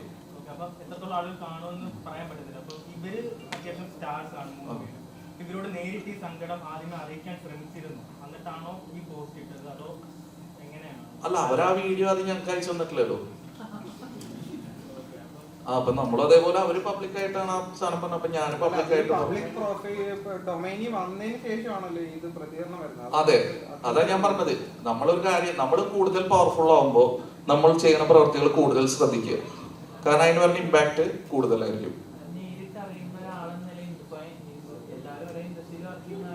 അതന്നെ പറഞ്ഞത്. ഇപ്പൊ ഞാൻ പറയട്ടെ, ഇപ്പൊ ഞങ്ങളും ഈ ഇൻഡസ്ട്രിയിലെങ്കിലും റഹ്മാൻ സാറിന്റെ ഇൻഡസ്ട്രിയില് ഇവർക്കൊക്കെ മുന്നത്തെ യൂത്തനായിരുന്നു റഹ്മാൻ സാറ്, ഇല്ലേ? ഇപ്പൊ മമ്മൂക്കാടെയും ലാലേന്റെയും ഒരു പടമാണ് ഇറങ്ങണേന്ന് വിചാരിക്കും, ഇവരിത് ചെയ്യൂ? ഇപ്പൊ ബസൂക്കിയും ബറോസും ഉണ്ട് ഓണത്തിന്. അങ്ങനെയാണെങ്കിൽ അവരതിനും കൂടിയിട്ട് വിഷയമില്ലേ? എന്തായാലൊന്നും ഇണ്ടാത്ത ഇല്ലേ? അപ്പൊ തീർച്ചയായിട്ടും ഇത് എന്തോ ആയിക്കോട്ടെ, അത് പ്രശ്നമൊന്നുമില്ല. പ്രശ്നം അവിടെ കഴിഞ്ഞില്ല, അതിനെ പറ്റിയിട്ട് വേറെ ഒന്നും വേണ്ട. ഞങ്ങൾക്ക് ആ നേരത്ത് വന്ന ആ ഒരു വേദന ഞാൻ തീർച്ചയായിട്ടും നമ്മുടെ പേരൊന്നും അവർ പറഞ്ഞു കേൾക്കണം എന്ന് ഞാൻ ആഗ്രഹിച്ചു പോയി. അത് ചിലപ്പോൾ എന്റെ തെറ്റാവാം, എന്റെ സ്വാർത്ഥതയാവാം, എന്ത് വേണമെങ്കിലും ആവാം. അത് മനുഷ്യനല്ലേ, എനിക്കും ഉണ്ടാവാം സ്വാർത്ഥമായ താല്പര്യങ്ങൾ. അങ്ങനെ കരുതിക്കോ. ഇല്ല, ഇവരാരും എന്നെ വിളിച്ചിട്ടില്ല. ആസിഫ് അലി ബാഡ് ബോയ്സ് കാണാം. അപ്പൊ നമുക്ക് അത് കേട്ടപ്പോ തന്നെ ഒരു സന്തോഷമായി. ബിബിൻ ചേട്ടാ നമസ്കാരം.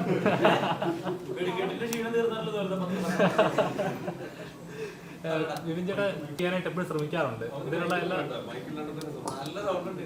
പിന്നെ അല്ല ചേട്ടൻ ചെയ്യുന്ന എല്ലാ കഥാപാത്രങ്ങളായാലും എപ്പോഴും ഒരു യൂണിക്നെസ് കൊണ്ടുവരാനായിട്ട് എപ്പോഴും ശ്രമിക്കാറുണ്ട്. ഒന്നെങ്കിൽ ഇമോഷണൽ വൈസ് ആയിരിക്കും, അല്ലെങ്കിൽ ക്യാരക്ടറിന് പെർഫോമൻസ് വൈസ് ആയിരിക്കും. ഈ ഒരു വൈബ് എന്ന് പറയുന്നത് തന്നെ ഒരു എന്താ പറയാ നമ്മുടെ ഒരു ഫ്രണ്ട്സിന്റെ ഒരു ഗ്യാങ് കൂടി ഒരു അടിപൊളി ബാക്ക് ബെഞ്ച് ഗ്യാങ് കൂടുമ്പോൾ ഉണ്ടാകുന്ന ഫീലിംഗ് ഉണ്ടല്ലോ. ശരിക്കും ആ ട്രെയിലർ കണ്ടപ്പോൾ ഞങ്ങൾക്ക് അങ്ങനെ ഫീൽ ചെയ്തു. ഇതിനു വേണ്ടി എത്ര പ്രിപ്പയർ ചെയ്യുന്നത് ഈ കഥാപാത്രമാണ് ഇവരുടെ ഗ്യാങ്ങിൽ ഒന്ന് സെറ്റായി വരാൻ? എല്ലാം പൊളിഞ്ഞു. അല്ല പക്ഷെ ഞാൻ വേറൊരു കാര്യം പറയട്ടെ, ബിബിൻ ഈ പടത്തിന് വേണ്ടി അത്യാവശ്യം നല്ല എഫേർട്ട് എടുത്തിട്ടുണ്ട്.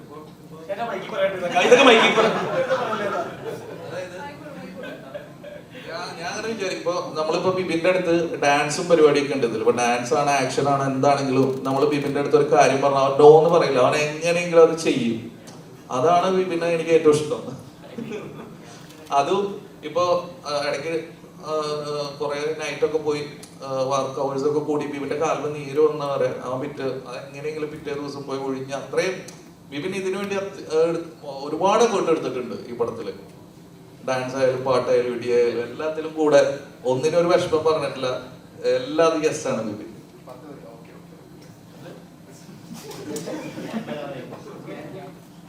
വിജയുടെ വളരെ സക്സസ്ഫുൾ ആയിട്ടുള്ളൊരു കോമഡി റൈറ്റർ കൂടിയാണല്ലോ. അപ്പൊ ഇതിന്റെ ഒരു കോമിക് റൈറ്റിങ്ങിനെ, അതായത് ഇതില് വർക്ക് ആവാൻ പോകുന്ന തമാശകളൊക്കെ ഉണ്ടാവുമല്ലോ, അതിനെ എങ്ങനെയാണ് ജഡ്ജ് ചെയ്യുന്നത് ഈ സിനിമയില്? ഇത് നോർമലി നമുക്ക് രണ്ട് രീതിയിൽ ചിലപ്പോൾ ചില സ്ക്രിപ്റ്റുകൾ വായിക്കുമ്പോൾ നമുക്ക് ഇതിൽ തമാശ ഉണ്ടെന്ന് മനസ്സിലാക്കാം. രണ്ട്, നമ്മൾ ചില തമാശകൾ വായിക്കുമ്പോൾ നമ്മൾ തന്നെ ചിരിക്കുകയും ചെയ്യും, ഇല്ലേ? അങ്ങനെ ചിരിച്ച ഒരു സ്ക്രിപ്റ്റാണ് ബാഡ് ബോയ്സിന്റെ. അതുകൊണ്ട് തന്നെയാണ് കമ്മിറ്റ് ചെയ്തതും. എന്താണ് ഇത്രയും തമാശ പടത്തിലില്ല കേട്ടോ ഇപ്പൊ കണ്ടത്രയും. അപ്പോൾ അതുകൊണ്ട് തന്നെയാണ് പടം കമ്മിറ്റ് ചെയ്തതും. പക്ഷെ ഇത് ഭയങ്കര രസമായിട്ട് വന്നിട്ടുണ്ട്, നല്ല രീതിയിൽ ചിരിക്കാനുണ്ട്, നല്ല പാട്ടുണ്ട്, ഡാൻസ് ഉണ്ട്.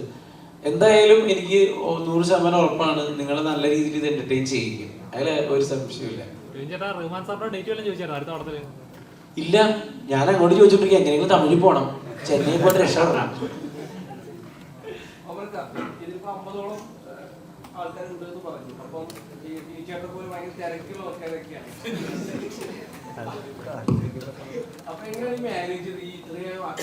അല്ല, ഇതില് ടിനി ചേട്ടനായിരുന്നു ഒരു തിരക്കില്ലാത്ത. ഞങ്ങളുടെ ലൊക്കേഷനിൽ എന്നുള്ള ആളായിരുന്നു ടിനി ചേട്ടൻ നമ്മുടെ കൂടെ. വേറെ സംഭവം പറഞ്ഞതാണ്, അതായത് ഞാൻ ഈ ടിനി ചേട്ടനും പിന്നെ പിഷാരടിയും ഉണ്ട്. അപ്പൊ എനിക്ക് മനസ്സിലായി മമ്മൂക്ക് എന്തിനാ അവരെ കൊണ്ടുനടക്കണെന്ന്. അതായത് ടൈം പോണത് അറിയില്ല. ഇവർ രണ്ടുപേരും ലൊക്കേഷനിലുണ്ട്, എന്തെങ്കിലും ഇങ്ങനെ പറഞ്ഞുകൊണ്ടിരിക്കും. അല്ല, ധ്യാൻ ത്രൂ ഔട്ട് ക്യാരക്ടർ തന്നെയാണ് ധ്യാൻ. ഇതില് ഓരോ സീനിൽ വരുന്നവർക്കും ഇമ്പാക്റ്റ് ഉള്ള ക്യാരക്ടേഴ്സ് ആണ്. അത് നിങ്ങൾക്ക് പടം കാണുമ്പോൾ മനസ്സിലാവും. അതെ, അത് ഞാൻ ഭയങ്കര രക്ഷി ഷെട്ടി ഫാനാണ്. അപ്പൊ ആ ഒരു റെഫറൻസ് വെച്ചിട്ട് ചെയ്തത്. അല്ല, അത് ഇവിടുത്തെ താൻ അന്വേഷിച്ചാൽ മതി. ഇവിടെ പോലീസുകാർക്ക് താടി വെക്കാം, കേട്ടോ. അതൊക്കെ പണ്ടായിരുന്നു, താടി ഇല്ലാത്ത പോലീസ് ഷേവ് ചെയ്യണം അങ്ങനെയൊക്കെ. അത് നമ്മള് നോർമൽ രീതിയിൽ പൊളിച്ചിറക്കാന്നുള്ളതല്ല. ഈ വേറെ ഉണ്ട്, ബ്ലേഡ് അലർജിയുടെ റിപ്പോർട്ട് കൊടുക്കുന്നവർക്കും താടി വെക്കാം. Blade allergy. അപ്പൊ ധ്യാന്റെ ക്യാരക്ടറിൽ ബ്ലേഡ് അലർജി ഉള്ള ഒരാളാണ്, ഷേവ് ചെയ്യാൻ പറ്റൂല. അല്ലല്ല, ഞാൻ ഫസ്റ്റ് തന്നെ പറഞ്ഞു. ഞാൻ ധ്യാന്റെ അടുത്ത് ഫസ്റ്റ് ഈ ക്യാരക്ടർ പോയിട്ട് പറഞ്ഞപ്പോ ധ്യാൻ ഫസ്റ്റ് പറഞ്ഞു അയ്യോ താടി. ഞാൻ താടി വേണം, അത് അടിപൊളിയാണ്. കാരണം ഇതില് എനിക്ക് രക്ഷി ഷെട്ടിനെ ഭയങ്കര ഇഷ്ടമാണ്. അപ്പൊ രക്ഷി ഷെട്ടിയുടെ ഒക്കെ പടം കണ്ടിട്ടില്ലേ, അവരൊക്കെ താടിയൊക്കെ വെച്ചിട്ടുള്ള പരിപാടി. പിന്നെ ഞാൻ ഇതിനെ പറ്റിയിട്ട് അന്വേഷിച്ചു, പോലീസ് ഡിപ്പാർട്ട്മെന്റിൽ വിളിച്ച് വെച്ചപ്പോ പറഞ്ഞു അലർജീസ് അങ്ങനെ സ്കിൻ ഡിസീസ് അങ്ങനെ എന്തൊക്കെ ഉണ്ടെങ്കിൽ നമുക്ക് താടി വെക്കാം, ഒരു പ്രശ്നമില്ല. ഇനി കേരളത്തിൽ ഇങ്ങനെ താടി വെച്ച പോലീസും വരട്ടെ.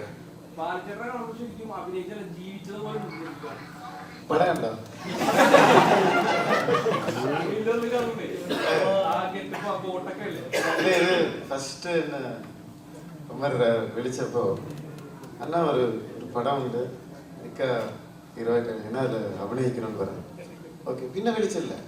ഒരു 3 മാസം കഴിഞ്ഞ് ഞാൻ അങ്ങോട്ട് വിളിച്ചു, ഒരു പടം ഉണ്ടെന്ന് പറഞ്ഞായിരുന്നല്ലേ, എനിക്ക് ഓർമ്മ ഉണ്ടല്ലോ. അതെ, അപ്പോൾ ഒരു ദിവസം വിളിക്കുക, മുമ്പേ ദിവസം 4 പടത്തിന്റെ പൂജ വന്നേക്കാം. ഈ കഥയെ പറഞ്ഞിട്ടില്ല, ഡേറ്റും ചോദിച്ചിട്ട് പൂജയ്ക്ക് വിളിച്ചു. അപ്പം ഞാൻ പൂജയ്ക്ക് പോയപ്പോൾ അറിയാണ്ട് ഞാൻ കോട്ട് ഇട്ടിട്ട് പോയി. അത് ഭയങ്കര ന്യൂസായിരുന്നു. അന്ന് എനിക്കറിയില്ല, ക്ലൈമാറ്റിക് കണ്ടീഷൻ വീട്ടിൽ നിന്ന് ഇറങ്ങുമ്പോൾ കുറച്ച് തണുപ്പായിരുന്നു. അപ്പോൾ കോട്ട് ഇട്ട് അവിടെ ചെന്നപ്പോൾ ഭയങ്കര ചൂടായിരുന്നു. എല്ലാവരും എന്നെ കണ്ട് ചിരിച്ചുകൊണ്ടിരിക്കുക. പക്ഷേ നമ്മുടെ ഡയറക്ടർ ഒമർ മാത്രം വേറെ വിഷയമല്ല. ഇതാണ് കഥാപാത്രം. അത് കഴിഞ്ഞിട്ട് നല്ല ചൂടുള്ള സമയത്ത് പൂജയ്ക്ക് പുള്ളി കോട്ട് സൂട്ടൊക്കെ എനിക്ക് കോട്ട ഊറണം. അപ്പൊ ഞാൻ ഊറാനടുത്തൊക്കെ ഒമരെ നോക്കുമ്പോ ഇങ്ങനെ കാണിച്ചോണ്ടിരിക്കുക. ശരിയായിട്ട് അപ്പൊ പടത്ത് ഷൂട്ടിങ് വരുമ്പോ ഇപ്പൊ ക്യാരക്ടർ എന്താ ഒന്നുമില്ലടാ വന്നേക്ക്. சரி இந்த ட்ரெஸ் ஒன்றும் அளவு ஒன்றும் எடுத்துல அண்ணா அந்த கோட் இட்டு அந்த கோட்டு வேற എന്താ ചെയിന് മോതിരം അങ്ങനെയൊക്കെയുള്ള എന്തൊക്കെ ഉണ്ടോ? ഇല്ല എന്റെ കഥാപാത്രം നിങ്ങൾ തന്നെയാണ് നിങ്ങളുടെ കഥാപാത്രം. പുള്ളി വിചാരിച്ചത് ഇതിന്റെ ലോഞ്ച് 5 സ്റ്റാർ ഹോട്ടൽ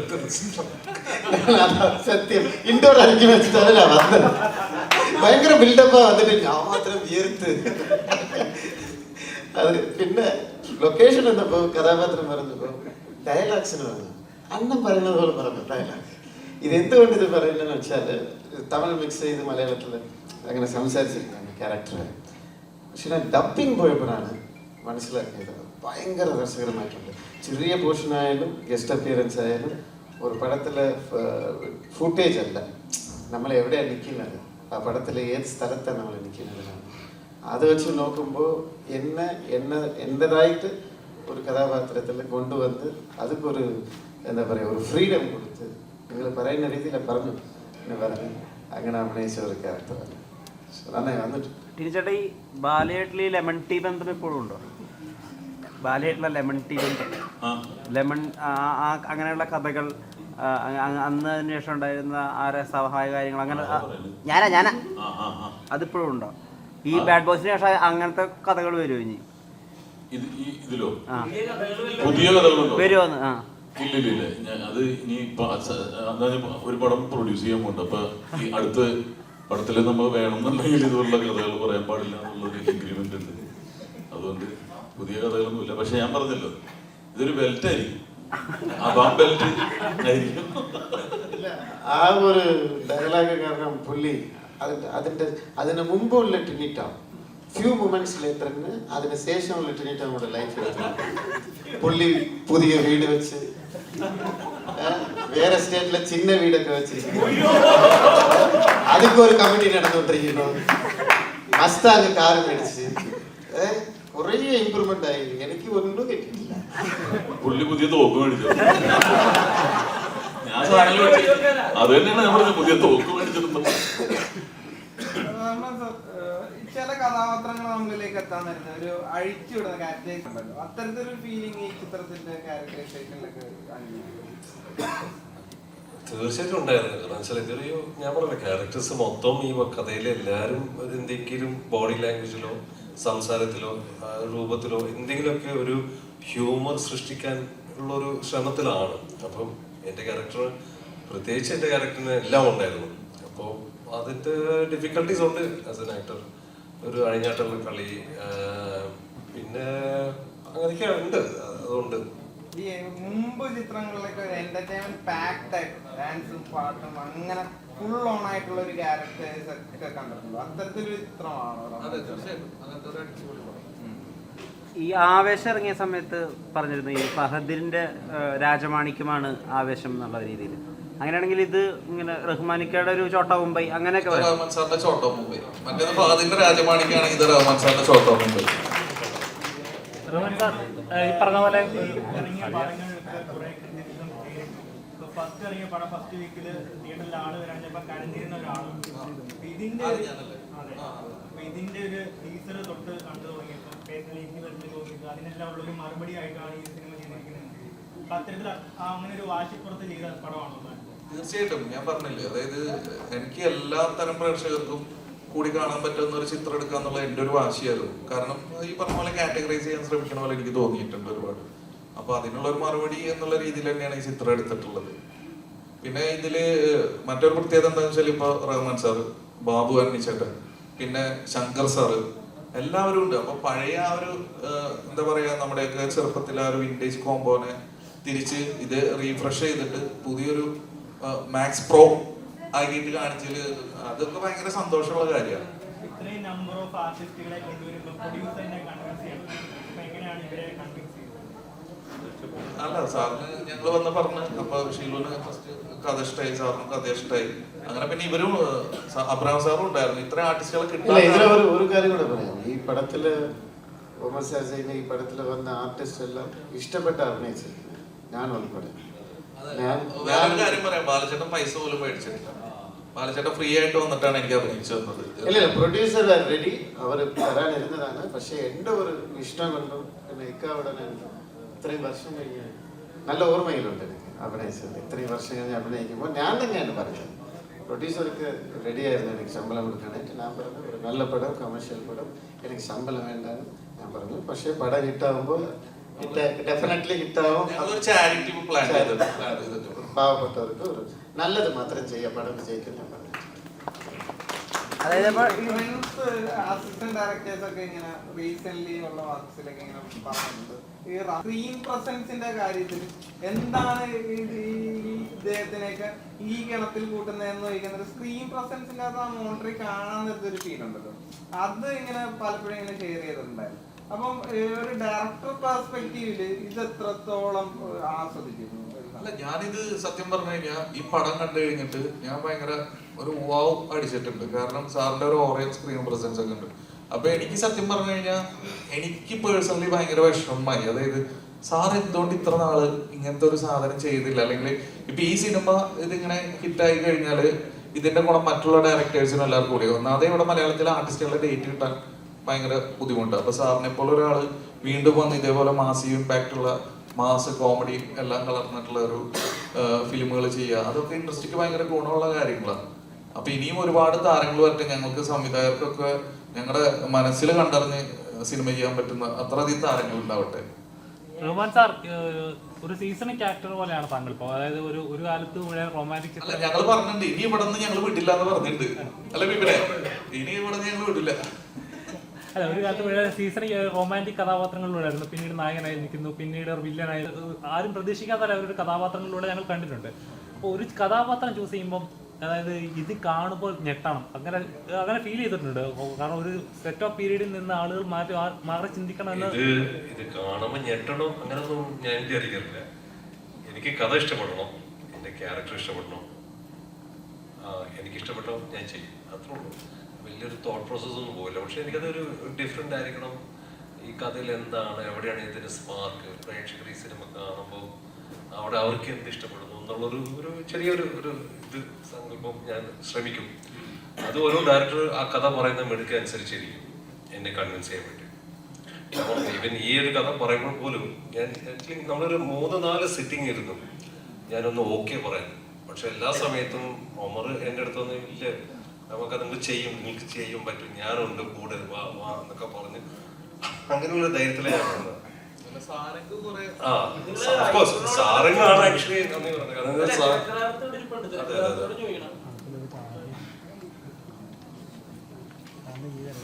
ഇത്തരം താരങ്ങളെ വെച്ച് ചെയ്യുമ്പോൾ തന്നെ അറിയാം, എല്ലാവരും അവരവരുടെ ഫീൽഡ് നല്ല രീതിയിൽ കഥാപാത്രങ്ങൾ പ്രേക്ഷകർക്കുള്ളിലേക്ക് പതിപ്പിച്ച ഓരോ വ്യക്തികളാണ്. അപ്പോൾ അങ്ങനെയുള്ള വ്യക്തികളെ വെച്ചിട്ട് ഇത്രയും അടുപ്പിച്ച് ചെയ്യുമ്പോൾ ഓരോ കഥാപാത്രങ്ങൾക്ക് അതിന് പ്രാധാന്യം ഉണ്ടായിരിക്കണം. എത്രത്തോളം ടഫായിരുന്നു നിങ്ങളുടെ സ്ക്രിപ്റ്റ് ഓരോ കഥാപാത്രങ്ങൾ പ്ലേസ് ചെയ്യാനായിട്ട്? അതായത് ഓരോ ക്യാരക്ടേഴ്സിനും ഇപ്പോൾ ഒരു സീനിൽ വന്നു പോകുന്ന ക്യാരക്ടർ ആണെങ്കിൽ കൂടെ ഈക്വൽ ഇമ്പോർട്ടൻസ് എന്ന് പറയുന്നില്ല, പക്ഷേ എല്ലാവർക്കും ഒരു ഇമ്പോർട്ടൻസും കൃത്യമായ സ്പേസും കൊടുക്കാൻ ഭയങ്കര ശ്രദ്ധിച്ച് തന്നെയാണ്, അത് എഴുത്തിലെ ശ്രദ്ധിച്ചിട്ട് തന്നെയാണ് ചെയ്തത്. പിന്നെ കാസ്റ്റിങ്ങിലോട്ട് വന്നപ്പോഴാണ് ഇപ്പൊ ചില ആൾക്കാരൊക്കെ ജസ്റ്റ് ക്യാരക്ടേഴ്സ് ആണെങ്കിലും പിന്നീട് കാസ്റ്റിങ്ങിലോട്ട് വന്നപ്പോൾ ഒരു വലിയ പ്രൊഡക്ഷൻ വന്നുകൊണ്ടാണ് അങ്ങനെ ഇത്രയും വലിയ ഒരു 75 ആർട്ടിസ്റ്റുകളുള്ള ഒരു കാസ്റ്റിങ്ങിലോട്ട് പോയത്. പിന്നെ പറയാനുള്ളത്, നാളെ പടം റിലീസാണ്, നാളെ എൻ്റെ ബർത്ത്ഡേ ആണ്. അപ്പോൾ ഒരു ബർത്ത്ഡേ ഗിഫ്റ്റ് പോലെ പടം എല്ലാവരും ഹിറ്റാക്കി തരണം. റഹ്മാൻ സാറ് കൈ കിടക്കുന്ന വാച്ച് എനിക്ക് ഗിഫ്റ്റായിട്ട് തരാമെന്ന് പറഞ്ഞിട്ടുണ്ട്. അതുപോലെ പടം എല്ലാവരും ഹിറ്റാക്കി ഒരു ഗിഫ്റ്റ് പോലെ എനിക്ക് തരണം. Thank you sir, thank you. ബാലയുടെ വാച്ച് നോക്കണം, ഇതാണ് ഗിഫ്റ്റ്. റോമൻ സാർ വാച്ച് ഇട്ടിട്ടില്ല.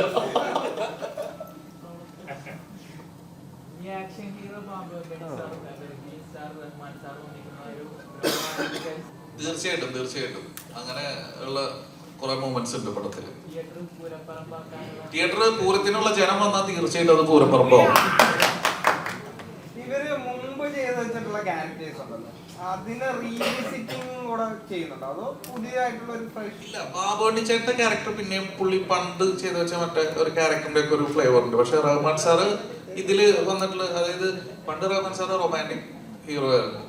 അപ്പൊ ഇത് എല്ലാത്തിനും കൂടിയിട്ട് ഒരു കൊളാഷാണ്. ഒമർക എപ്പോഴും പുതിയ പരീക്ഷണങ്ങൾ ശ്രമിക്കുന്ന ഒരാളാണ്. പടാർ ലെവലായാലും ശരി, ഇപ്പൊ ഒരുപാട് പുതുമുഖങ്ങളെ കൊണ്ടുവരാൻ ശ്രമിച്ചു. എനിക്ക് തോന്നുന്നു പുറകിൽ കുറച്ച് പുതുമുഖങ്ങളുണ്ടെന്ന്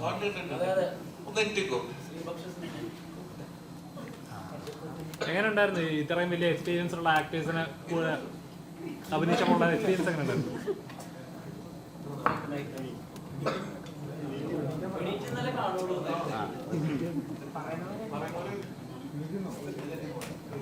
നല്ല എക്സ്പീരിയൻസ് ആയിരുന്നു. പറഞ്ഞ പോലെ എൻ്റെ ഫസ്റ്റ് മൂവിയാണ്. അടിപൊളിയായിരുന്നു.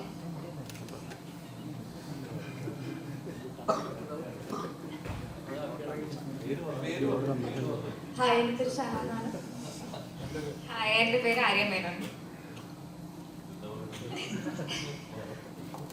എൻ്റെ പേര് അമൃത. നമസ്കാരം, എൻ്റെ പേര് അർജുനാണ്. ഇത് സത്യം പറഞ്ഞാൽ നല്ലൊരു എക്സ്പീരിയൻസ് ആയിരുന്നു. എൻ്റെ ഫസ്റ്റ് മലയാളം മൂവിയാണ്. ഞാൻ റഹ്മാൻ സാറിനെ കണ്ടത് ആദ്യം 2015 മഴവിൽ മനോരമ ഡീപ്പോ ഡാൻസിലാണ് സാറിനെ കണ്ടിട്ടുണ്ടായിരുന്നത്. അന്നാണ് സാറിന് അവിടെ സെൽഫി എടുത്തിട്ടുണ്ടായിരുന്നത്. ഇന്ന് 2024 ഈ വർഷത്തിൽ സാറിൻ്റെ ചൈൽഡ്ഹുഡ് ക്യാരക്ടറായിട്ട് പ്ലേ ചെയ്യാൻ പറ്റുന്ന സത്യം പറഞ്ഞ ബ്ലെസ് മൂമെൻ്റ് ആണ്. So thank you Thomas sir and the bad boys team chance opportunity തരാൻ വേണ്ടി. Thank you sir. Thank U. ഈ ഇപ്പം നമ്മള് താരങ്ങളെ കാണാൻ നേരത്തെ ഇങ്ങനെ ഒട്ടാവല്ലോ. കാര്യം ഒരുപാട് ചിത്രങ്ങൾ കണ്ടതിന് ശേഷമായിരിക്കും, ഇവരുടെ സ്ക്രീൻ പ്രസൻസ് ഒക്കെ കണ്ടതിന് ശേഷമായിരിക്കും നിങ്ങൾ ഇവര് അഭിനയിക്കുന്ന കാണുന്നത്. ആ ഒരു മൊമെന്റ് എങ്ങനെ ഉണ്ടായിരുന്നു?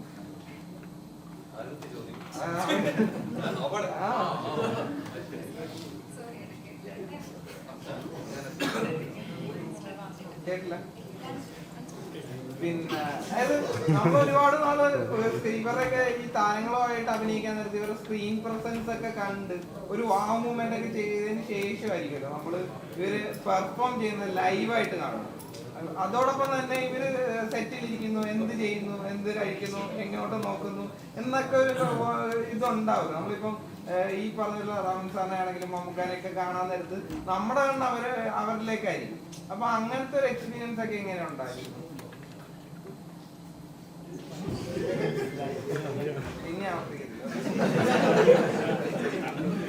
അങ്ങനെ ചോദിച്ചു കഴിഞ്ഞാൽ Rahman sir, of course Rahman സാറിനെ നേരിട്ട് കണ്ടപ്പോൾ ഒരു മൊമെന്റ് ഉണ്ടായിരുന്നു. റഹ്മാൻ സാറിനെ മാത്രമല്ല, ഷെലി മാമിനെയും ആൻസൺ ചേട്ടനെയും എല്ലാവരെയും കണ്ടു. ബിബിൻ ചേട്ടനെയും സെന്തിൽ ചേട്ടൻ അല്ല പറയുക എല്ലാവരെയും, ടീട്ടം ചേട്ടനെ എല്ലാവരെയും, ബാലസാറിനെ എല്ലാവരെയും കണ്ടപ്പോൾ ഒരു മൊമെന്റ് ഉണ്ടായിരുന്നു എന്തൊക്കെയായാലും. പിന്നെ റഹ്മാൻ സാർ ഡാൻസ് കളിക്കുന്നത് കണ്ടപ്പോൾ ഓ അടിപൊളിയായിട്ട് തോന്നിയായിരുന്നു. അത് ഞാനല്ല, ഡയറക്ടർ സാറാണ്. അത് ആൻസർ ചേട്ടനും എല്ലാവരും. അപ്പോൾ അതെ, സാറിനൊന്ന് പനിയായിരുന്നു. അപ്പൊ അതുകൊണ്ട് ബിബിൻ ചേട്ടനും എല്ലാവരും അടിപൊളിയായിട്ട് ചെയ്തു. ആൻസർ ചേട്ടന്റെ പേരായിട്ടാണ് ഇതിൽ ചെയ്യുന്നത്. ആൻസൺ ഈ പടത്തിൽ ഒരു ഉമ്മ വെച്ചിട്ടുണ്ട്, അത് കുറിച്ച് ആരെങ്കിലും സംസാരിക്കുന്നുണ്ട്? ഞാൻ പബ്ലിക്കിന് കുടുംബക്കാരുടെ മുമ്പിൽ വെച്ച് ഉമ്മ വെച്ചാണ്. അപ്പൊ അതുകൊണ്ട് ഐ തിങ്ക് ഇറ്റ്സ് അപ്രൂവ്ഡ് അല്ലേ? ഉമ്മ വയ്ക്കാം അല്ലേ? അല്ലേ?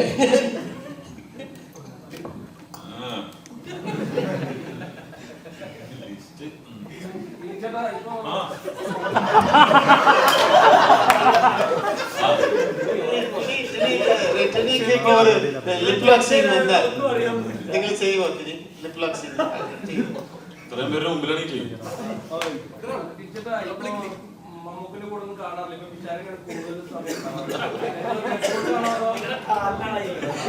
അല്ല, നിങ്ങൾ തന്നെ നേരത്തെ ചോദിച്ചത് ഇത്ര തിരക്കുള്ള ആളെങ്ങനെയാണ്. ഞാൻ തിരക്ക് സ്വന്തം ഉണ്ടാക്കുന്ന ആളാണ്. ഞാൻ ഓടി നടന്ന് വർക്ക് ചെയ്യുന്ന ഒരാളാണ്. പക്ഷേ പ്രയോറിറ്റി അതാണ് നമുക്ക് എപ്പോഴും തിരക്കുകൾ. അപ്പൊ എന്റെ തിരക്കെന്ന് പറഞ്ഞാൽ ഈ പടത്തിൽ പങ്കെടുക്കുക എന്നുള്ളതാണ്. എന്ത് തിരക്കുണ്ടെങ്കിലും ഒരു നോ എന്ന് പറഞ്ഞൊരു ഡേറ്റ് ഞാൻ കൊടുത്തിട്ടില്ല. കാരണം ഡബിങ്ങിന് വരെ വിളിക്കുമ്പോൾ എൻ്റെ എല്ലാ പ്രയോറിറ്റീസും മാറ്റി വെച്ചിട്ട് ഞാൻ ഇതിൽ വന്നത്.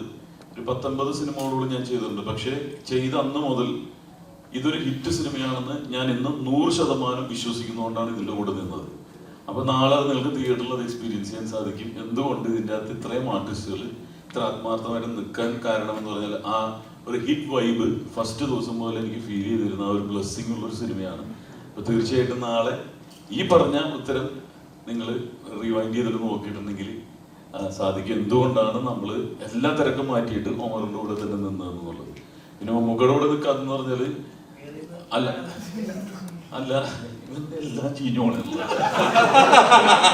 എല്ലാ ഐറ്റംസ് എന്തെങ്കിലും ഇത് മമ്മൂക്ക ഞാൻ തിരക്കാണെന്ന് അറിയുന്നതാണെന്നാണ് ഇഷ്ടം ഇന്ന സിനിമയിൽ. കാരണം അവിടെ തന്നെ നിൽക്കാനല്ലല്ലോ നമ്മൾ വന്നിരിക്കുന്നത്, അദ്ദേഹത്തിൽ നിന്ന് പഠിക്കാനുള്ളത് ഞാൻ വളരെ കുറച്ച് സമയം കൊണ്ട് പഠിച്ചു. ഒരുപാട് സിനിമകൾ ചെയ്യാൻ സാധിച്ചു. എന്ത് കാര്യം ഉണ്ടെങ്കിലും ഞാൻ അപ്പോൾ ഷെയർ ചെയ്യാറുണ്ട്. ഈ പറയുന്ന ഫോട്ടോസ്, ഞാൻ റഹ്മാനിക്കാൻ കൂടി ഇരിക്കുന്ന ഫോട്ടോസ് ഷെയർ ചെയ്യാൻ അപ്പം തന്നെ തമ്പ് വരാറുണ്ട്.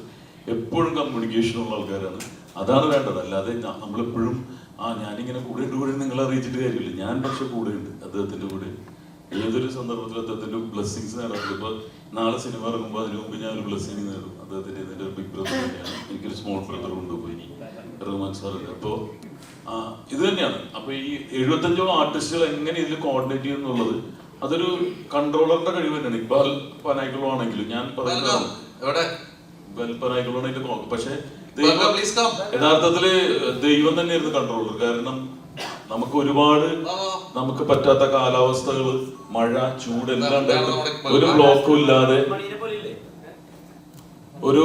ഇല്ലാതെ നമുക്ക് സിനിമ ഇന്നിപ്പോ നിങ്ങളുടെ മുന്നിൽ ഇരിക്കാൻ സാധിച്ചത് ദൈവത്തിന്റെ ബ്ലെസ്സിങ് തന്നെയാണ്. നാളെ അത് തിയേറ്ററിൽ ഹിറ്റ് ആകുമ്പോഴും ആ ബ്ലെസ്സിങ് ഉണ്ടാവും എന്നുള്ള യാതൊരു സംശയം.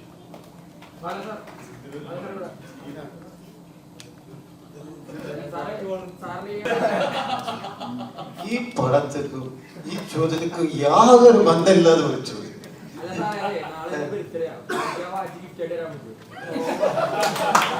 ആധാർ കാർഡ്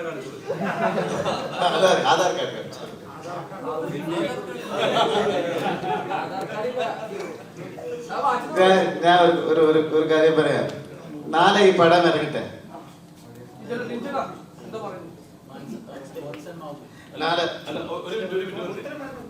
എന്റെ വാച്ച് മോതിരം ഒന്നും ചോദിക്കരുത്, ഭാവിയിൽ വേറെ പ്രശ്നത്തില്ല. ആ പേര് ഞാൻ പറയാനുള്ള ജോൺസൺ ജോൺസൺ ആൻസൺ അതുമായിട്ട് സാമ്യമുള്ള ഈ പ്രസ് മീറ്റിനിടയ്ക്ക് ഇവർ ഒരു മീറ്റിംഗ് വെച്ച് എനിക്ക് വേണ്ടി മാത്രമേ സംസാരിച്ചു. എന്താ വെച്ചാൽ ഈ പടം ഒന്ന് ഇറങ്ങട്ടെ. ഈ പടം ഇറങ്ങി കഴിഞ്ഞാൽ ഇതിൽ അഭിനയിച്ച എല്ലാ ആർട്ടിസ്റ്റുക്കും നല്ല ഒരു മാർക്കറ്റ് വരും. നല്ല പടങ്ങൾ, കുറെ പടങ്ങൾ വരട്ടെ. എല്ലാവരും ഇതുപോലെ വാച്ച് ചെയ്തിട്ടെ. എനിക്ക് കുറെ ബർത്ത്ഡേ വരട്ടെ. ഇവർ കയ്യിലേത് പിടിങ്ങി നീ ആഘോഷിക്കും. നിന്റെ പേരെന്താ?